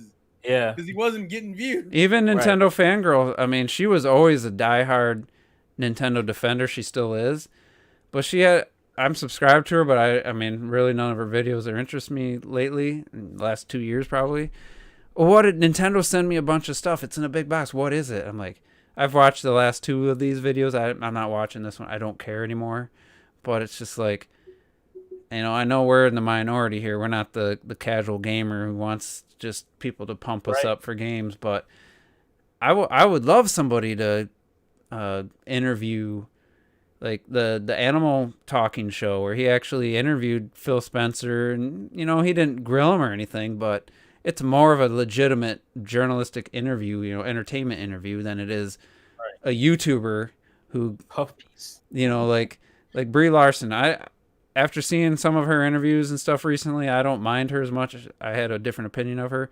But basically, she wanted to get a start in YouTube. She contacted all the biggest YouTubers there were, and then just went on all did what do you call them, collaborations to like try to build up her YouTube personality. And it's just like that's how it works, and it's sad, and I hate to see like E3, we could get a trailer, we could get a demo on screen, we could judge for ourselves, hey, does that game look good or does that game look bad? And now it's, because of this year, Geoff Keighley gets involved, and then it just turns to absolute, just feels like a long commercial, and it's hard to watch. That's why I just ignored the whole thing. But Trizzy says, Angry Joe. I kind of agree with that. Angry Joe still has his edge. He still, he definitely, he'll call out things for sure. Yeah. To be fair, that was his gimmick to begin with. Yeah, I don't know that he gets interviews with people though. He reviews games, and he's harsh. He used to get interviews, although but he don't the play problem is the problem is you can't really be in Joe, like have that Joe disposition and then still consistently get interviews. Like at a certain point, they're like, yeah, we can't fucking trust you because you'll fucking make us look bad. But and that's the problem, so Joe has the advantage of that being his gimmick, that his fans always will fuck with him for calling out that kind of shit. But that's all we have. That's what I'm talking about. We don't have journalism. We have these big YouTube personalities. Yeah, they'll still call people out to say EA suck balls. This company is trash, blah blah blah. But they're still not directly interviewing and talking to these people who have done these things. We're not that type of. I say we're. We talk like the gaming and like third person stuff, but right. We're still not that type. We're the biggest entertainment industry in the world, but we still don't have those type of interviews like you would get with movie critics, like you would get with music critics and stuff, where you'd walk up on Broadway and say, as Kojima walks past, don't going to go, Kojima, why the fuck did you make a walking simulator? It's fucking shit. You're not gonna. We don't have that. We don't have that type of journalism to directly approach these people and ask them serious questions about the decisions they have made as a business, as well as the titles that they are making. We don't have that at all. We just have people just calling people out. There's a few YouTubers. I've watched a few videos. IGN at the end of the day have become YouTubers. Instead of people being like, "Oh, why did you make a fucking walking simulator?" We got big people saying, thank you for putting me in your walking simulator. Yeah. Thank you. That's what you're getting. I don't know if it's. I think this is his shtick. But I saw a 1 hour and 42. Well, I didn't watch the whole thing. 1 hour and 42-minute review of how great that what's the game called? Death the Stranding. Walking Simulator. Death Stranding. Yeah, I think this guy does that with a lot of. I think that's just his thing, where he does like a super video essay documentary, even where he goes through the whole game, talks about it. But like, really, that you got into that game if you spent an hour and 42 minutes on a video. And it's not just a video where he's talking blah blah bullshit. This is stuff that he wrote. I mean, it's edited well, and he goes through. I love those kind of videos. Remember, this is kind of. Remember the reviews for Red Dead 2 from the IGN review, where he said he woke up every morning when he turned the game on and had a cup of coffee in the game, and then like try to act like that he did that the whole time. But even Electric Playground, which he's a cool guy, and he's honest reviews. Like, he'll give a game a 5, but even he's pretty much like trying to cater to keeping a good relationship with everybody in gaming, He's always been that way. I can't knock him, because going back to the 90s, he kind of, he doesn't really get into that kind of thing. So I can't give him, You know, It's not like he changed. I'm just saying, but he's not gonna. But what I said the about reality him, what is I said that about him I earlier. never looked at him as a journalist, though. I never looked at.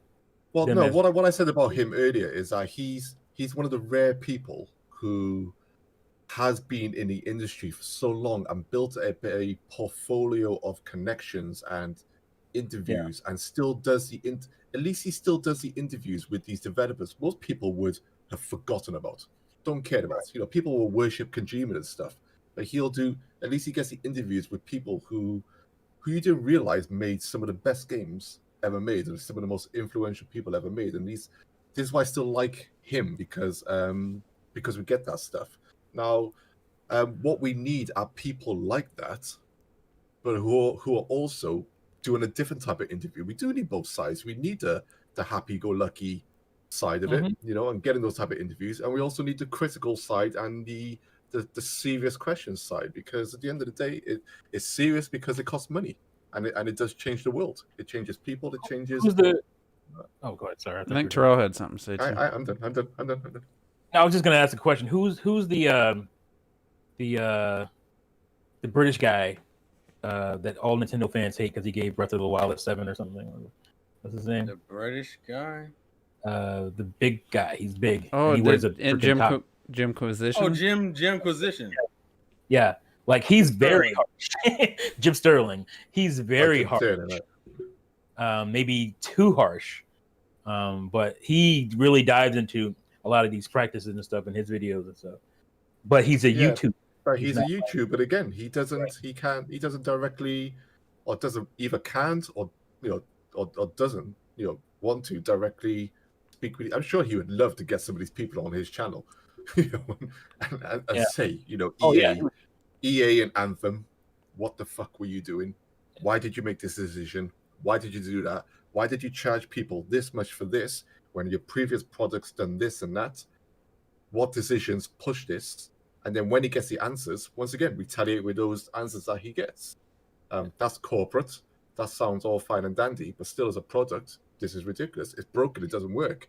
Why are you allowed to sell this game when it doesn't work? We don't get the questions like that. And he'd only get one of those interviews and it'd be over. Yeah. Nobody else would come to him because they'd say, "Oh no, I don't want that to happen." I follow this Scottish guy. He's funny as hell. His name's Mac, and he's one of the biggest PC reviewers on the internet, and he cannot get free games. He cannot get hardly any free games or anything from developers, because he gives his honest opinion on these games, and he's been a PC gamer all his life, and he will rip into some of these games, not because he enjoys it, but because the games are truly shit in terms of projects as what they are. It's like he's dipped in some console game and stuff now, and he's talking about the Avengers and stuff like that, and he just chews it out, and he just said, "No, I had to buy this game because I approached these people. I got 500,000 subscribers. I approach these people. They know me, and they don't want to give me their game because they don't want the bad press. But it's not about having bad press. It's about objectively looking at your product and saying, this is at fault. This is not at fault." But the gaming industry just, for the most part, gets away with it and doesn't want to, hear it. And gamers don't want to hear it. People will watch our podcasts and say, "Fucking hell, you guys more about you complain too much and all this stuff all the time." Blah, blah, blah, blah, There's blah, people who people left the podcast. We used to see every week left because we started calling out Nintendo for stuff, and they couldn't handle it. But Terrell, you tried to say something like 10 minutes ago. I don't know if you had.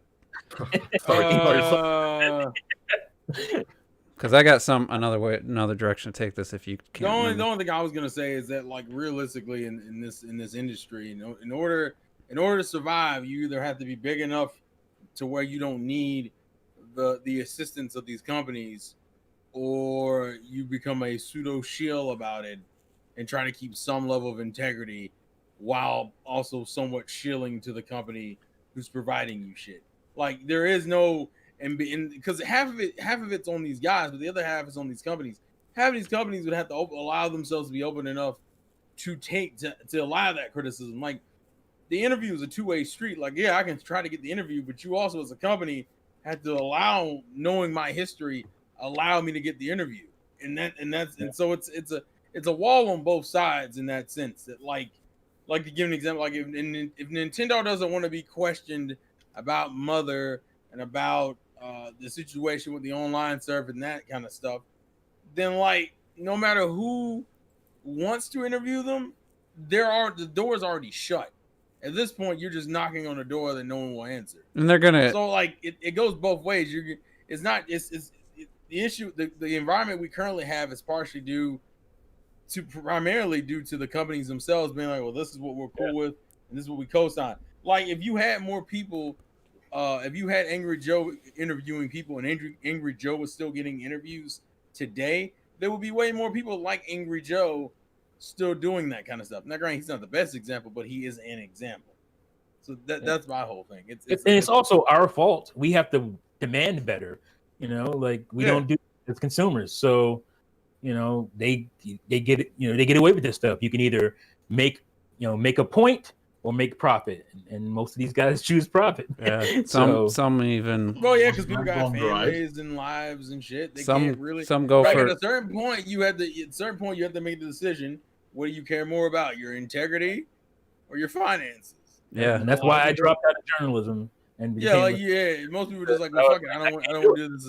Yeah, exactly. You don't want to do it as a job, right? Yeah, some people will put a video out after somebody passes away because they think they can make some money off it, and then not have any kind of actual valid points or any kind of ideas or anything. And it's just like no shame, no heart, no compassion, no humanity. Just I need to make money to pay rent. When it becomes your job, I understand. But the one other person I want to bring up is I was actually make this a topic of the podcast like 2 weeks ago, was the Xbox Series X price leak. And Alana Pierce, I have no problem with her. She's made some good videos. She's made some pointless videos, but she was on a podcast where she said somebody works in retail said they got the price of the Series X and he was willing to tell her it was $599.99, and then all the journalists, all the YouTubers, all the Nintendo Life's, types websites, not Nintendo Life themselves, but those people who are just one or two people created a website and they cover articles and they try to write stories, and everybody picked up on it. And so she had to make a second video saying, well, right after that, I said, well, it could have just been a placeholder price. Well, why did you put that in the title of your video if you thought it was just a placeholder? And then she went on to explain for like 3 minutes how she worked for eBay Games for 5 to 6 years, and they never once got a price in advance. They didn't get the price until the day we got the price, where it was like an E3 announcement, an official Xbox press conference, Nintendo press conference. Here's the price. That's when the retailer knew the price. So there was no instance where in her 5 to 6 years where there was ever a price week in advance, month in advance, and let alone 3 months in advance. So saying all that, then she goes on to talk about another leaked price for the Xbox Series X after she just said that retailers don't get prices. It was a retailer leak with a photo, and I'm like, what are you trying to say here? First you're trying to say that don't take, and then she goes, you can't use me as a source. That's not how sources work. I'm just telling you what someone told me. I'm not a source. I'm like, yeah, you are. You're the reason all these articles exist because what you said. And now you're trying to say that don't take it because, with any kind of legitimacy because of these reasons, and then go on to talk about more leaked prices based on a retailer. It's just, what are you trying to I don't understand. I'll just tell you, as somebody who used to work at Walmart, unless they completely change their policy, which I don't believe, that shit doesn't happen. They don't have prices in advance for anything like that. So that's just BS to begin with. But how many views did that video get? That was the point.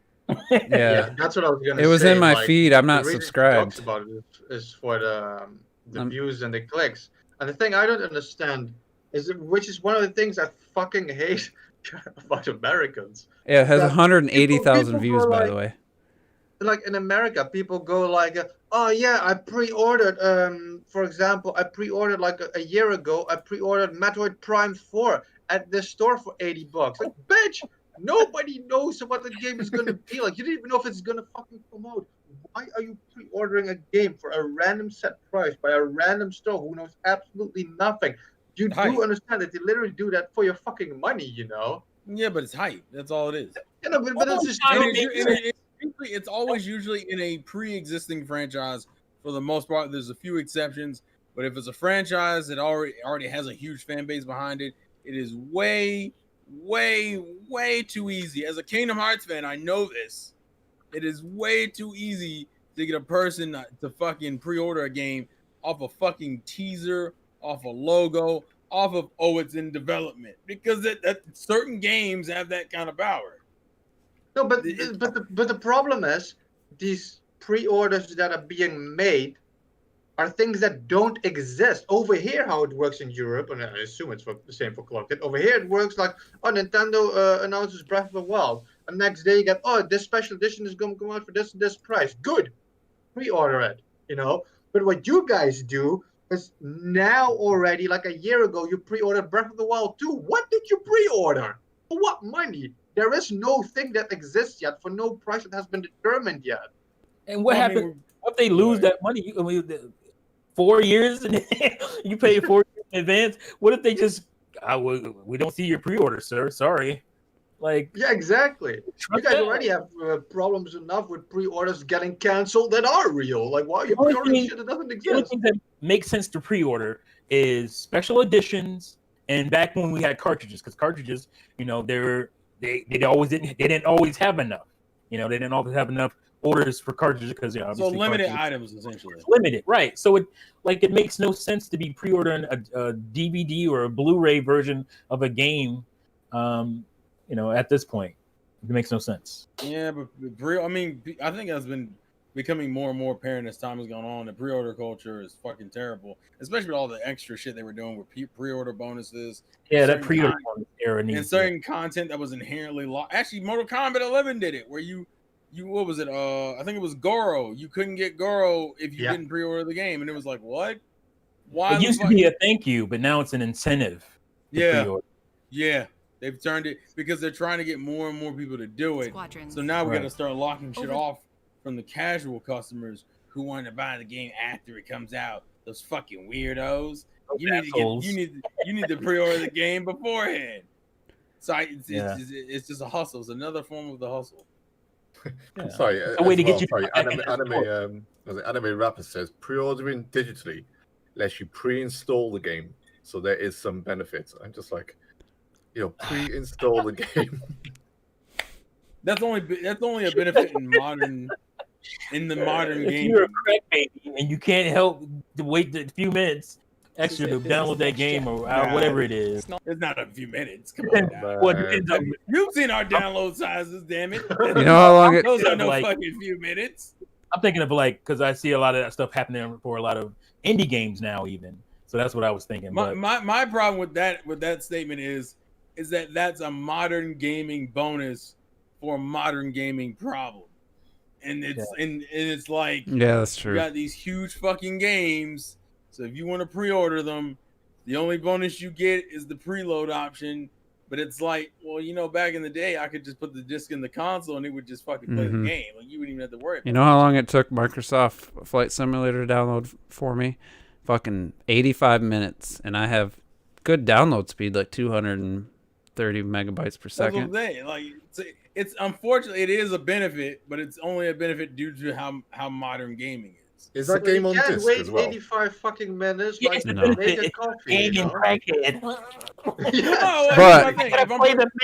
it sucks because but I'm saying, like, if I'm the guy pre-ordering, that's it. That's all I get. Yeah. God damn it. Like, that's all I can have. So just off, and it's not much. A little off topic. Who remembered that there was a Star Wars Squadrons game coming out? Because I was watching some Gamescom stuff on Alana Pierce's channel, and she's like watching all the big trailers, and it's like they're still trying to sell that game, and it's just there's nothing interesting about it other than it's got the Star Wars name. It's like the gameplay just looks. I just don't think people are going to buy that game. No I get interest. reminded of it Probably only not, but because they want the Rob money, posted goddammit. about it. Zero interest. And then in that BioWare announced they're working on Dragon Age, but all it was concept art and stuff. It's like, really? game. No shit.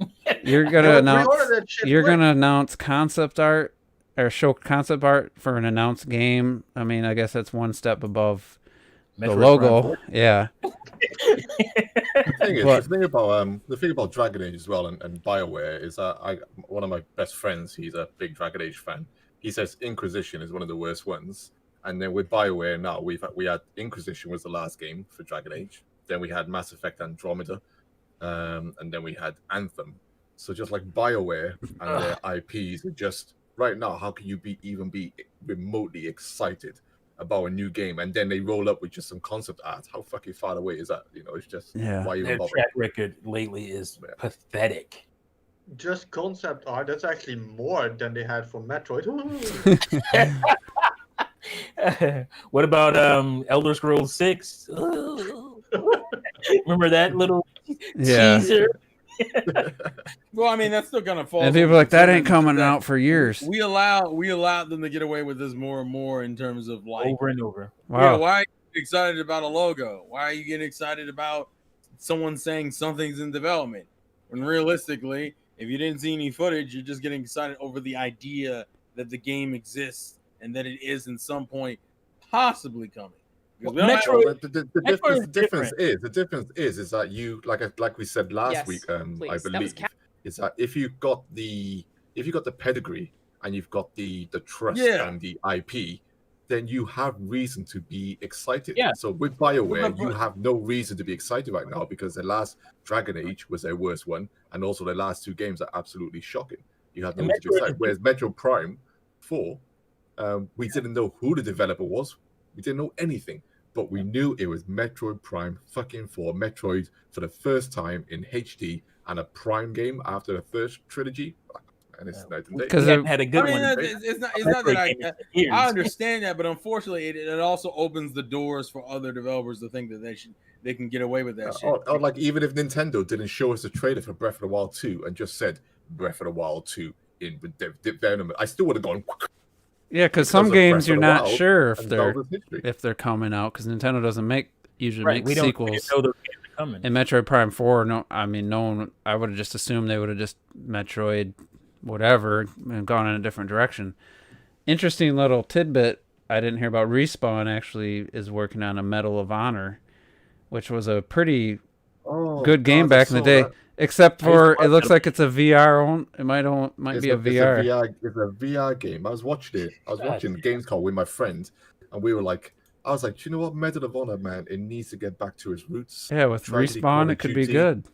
Tried to be Call of Duty. It wasn't working. It needs to be classic old school Medal of Honor again, hardcore. And they turned up with some almost cartoony looking VR Medal of Honor game where you're going in houses playing fucking on the piano and stuff. I'm like, why the fuck am I playing the piano in a World War fucking game? Just get me in the fucking trenches, man. What the fuck is going on? Yeah. I think Rising Sun was my favorite. I love Medal of Honor back in the day. But I mean, I think I might be World War II out after that era. But I would have been. I mean, I would have been decently excited for Respawn to be doing a more realistic first-person shooter. They're Titanfall games are pretty. They're great. I mean, the platforming in Titanfall 2 is well done, and they obviously know what they're doing. Fallen Order would seem like a pretty good game, other than some glitches. But it's like, I mean, I guess they're trying to make VR work, and this is Oculus, so that's Facebook's. I mean, they want some games, so. And then they had a Doom Eternal expansion. I didn't know about that, but anyway, it's a lot of this is because of everybody being quarantined and no one's traveling and stuff. We would have had regular E3, regular shows, and things would have been different. But it just feels like we've lost a lot with the current state of how games and info is being presented, and even Nintendo. I mean, they really dropped the ball. We haven't had a legit official direct. We've had some game showcase, game specific directs. We had, the Sakurai showing off Min Min and what was Byleth? That was this year, wasn't it? Or was that end of last year? Either way, they haven't really given us a great show in a long, long time. And so they're off their game. And then, Sony's State of Play, the last one was actually pretty good. For their standards, it's the best show I've seen this year, honestly. It's better than the PS5 event, better than the Xbox Series X events. It's it's just crazy. True. It's just, I haven't thought about it, but that's... and I when Geoff Keighley announced he was going to try to fill in the role of E3 and stuff, I was like, all right, that's cool. He knows a lot of people. Maybe we'll get some cool stuff. And then, it clocked it, point out the Ratchet and Clank Rift Apart. It's just the same. It was the full demo for what we saw a month ago or a month and a half ago. They just chopped up into 2 minutes what was 7 straight minutes of gameplay. And it's how is this new game? Yeah, we saw a lot of stuff we didn't see before, but I also saw a lot of the same stuff. And it's I expect to see a new area or maybe that female character. But it also confirmed quite a lot about the game, where I thought maybe now you'd be able to make these portals at will where you want to in order to pull the world towards you and stuff. But they are. I think they're. Yeah, I think. I never thought that. I think you got to use them, strategically. That they're already there. Yeah, but even this demo, it was literally the exact same demo. It's not even like they got another person to try and play through it. No, yeah. It's the same one, but just a longer version of it. It did show a couple cool looking areas, and I will say it looks better than gameplay wise. It looks better than the PS4 one, whereas the combat looked a little bit more interesting to me. I saw a bit more physics on the characters, which I liked. Blowing off when they're shooting the armor, blowing off the things, and reacting to getting hit. Characters have a lot bounced off the walls and stuff like that. That was really cool. A lot of animations. That's next gen stuff, but it's really the exact same game with just different weapons. And I love the first game. I'm really excited, but it's really not that different from the PS4. No, it's not that different, but it just looked a little bit more dynamic, I guess. Better. The first game, or are you talking about the PS4? The PS4 game. Remake one. Okay. But we'll see, because we never talked about this, but they added gyro aiming to The Last of Us Part 2 in the last update a couple weeks ago or 3 weeks ago, and I haven't tried it out yet. But I'm hoping, Ratchet and Clank could really have used gyro aiming because it's very stiff. You could watch that demo. It's the aiming and stuff. It could definitely use gyro aiming. So something like that for me that'd be a selling point. I'd give that game a chance. Is it 60 frames? There's a 60 frames per second option. They just confirmed officially. That's the way to go, because that's going to speed up your aiming. It's going to be lower resolution, but Yeah. Like I said, every type of game like that, shooting at this point should have. Give me the choice. I'll play them both. I'm all right. Like The Last of Us Remastered, I thought for sure I'm going to play 4K native. And I switched to the 1080p 60 option, and I went back for 5 seconds. I'm nope, back to 60. And I played, 10 hours of that game at 1080p 60. And I'll do the same for if I got Ratchet and Clank, I'd probably do the same thing. So, but anyway. Shooting the arrow and Breath of the Wild with the gyro is the most fucking satisfying thing. I know, imagine. I love it. Do you imagine if Horizon had that gyro aiming for the bow, how much better that would have. For me, would have made that game, it wasn't designed with that in mind, but if they added that for the sequel, that would be awesome. Because that's just, even Ghost of Tsushima, if that had gyro aiming with the bow and arrow, but that bow and arrow function looks kind of wank. Looks janky, I should say. Quick survey. Who played Breath of the Wild with split Joy-Cons? Raise your hand. I did for a little bit, probably a couple hours. Losers. I played nothing split Joy-Con. Everything is Switch Pro Controller for me. That controller is a godsend. In the earlier days, in the before times when the Joy-Cons worked right, in the before times, I loved playing that way. I played all the way through Mario that way, all the way through Zelda. I can't do that because the right Joy-Con the way the thumbstick is positioned compared to my thumb, it hurts like fucking hell. It just the distance is just kind of janky where I have to bend my thumb in a way. After a few minutes, it just fucking hurts, and I just want to have a controller in my hand. So well, that's because you need one of these. You need a feel something better. Well, that So would help. yeah, we got to wrap this up. I do want next week, if we think of TriLink brought up how Nintendo's now they doubled their reserve from 4 billion to 8 billion yen, and I think Clocked It said somebody said they're the wealthiest company in Japan or something. Yeah, that is. Yeah, that. So was I think next week we should touch upon that a little bit, and it's something I said to T or said to you guys where it's like something they could do, and I'm like, why would they do that when they can just do nothing and make just as much money? So, but anyway, we're gonna get out of here. Good discussion, and maybe next week we'll be talking about that Nintendo Direct, just like I said the last 3 weeks, because it's coming, guys. It's gonna come at some point. I'm gonna be right eventually. Yeah.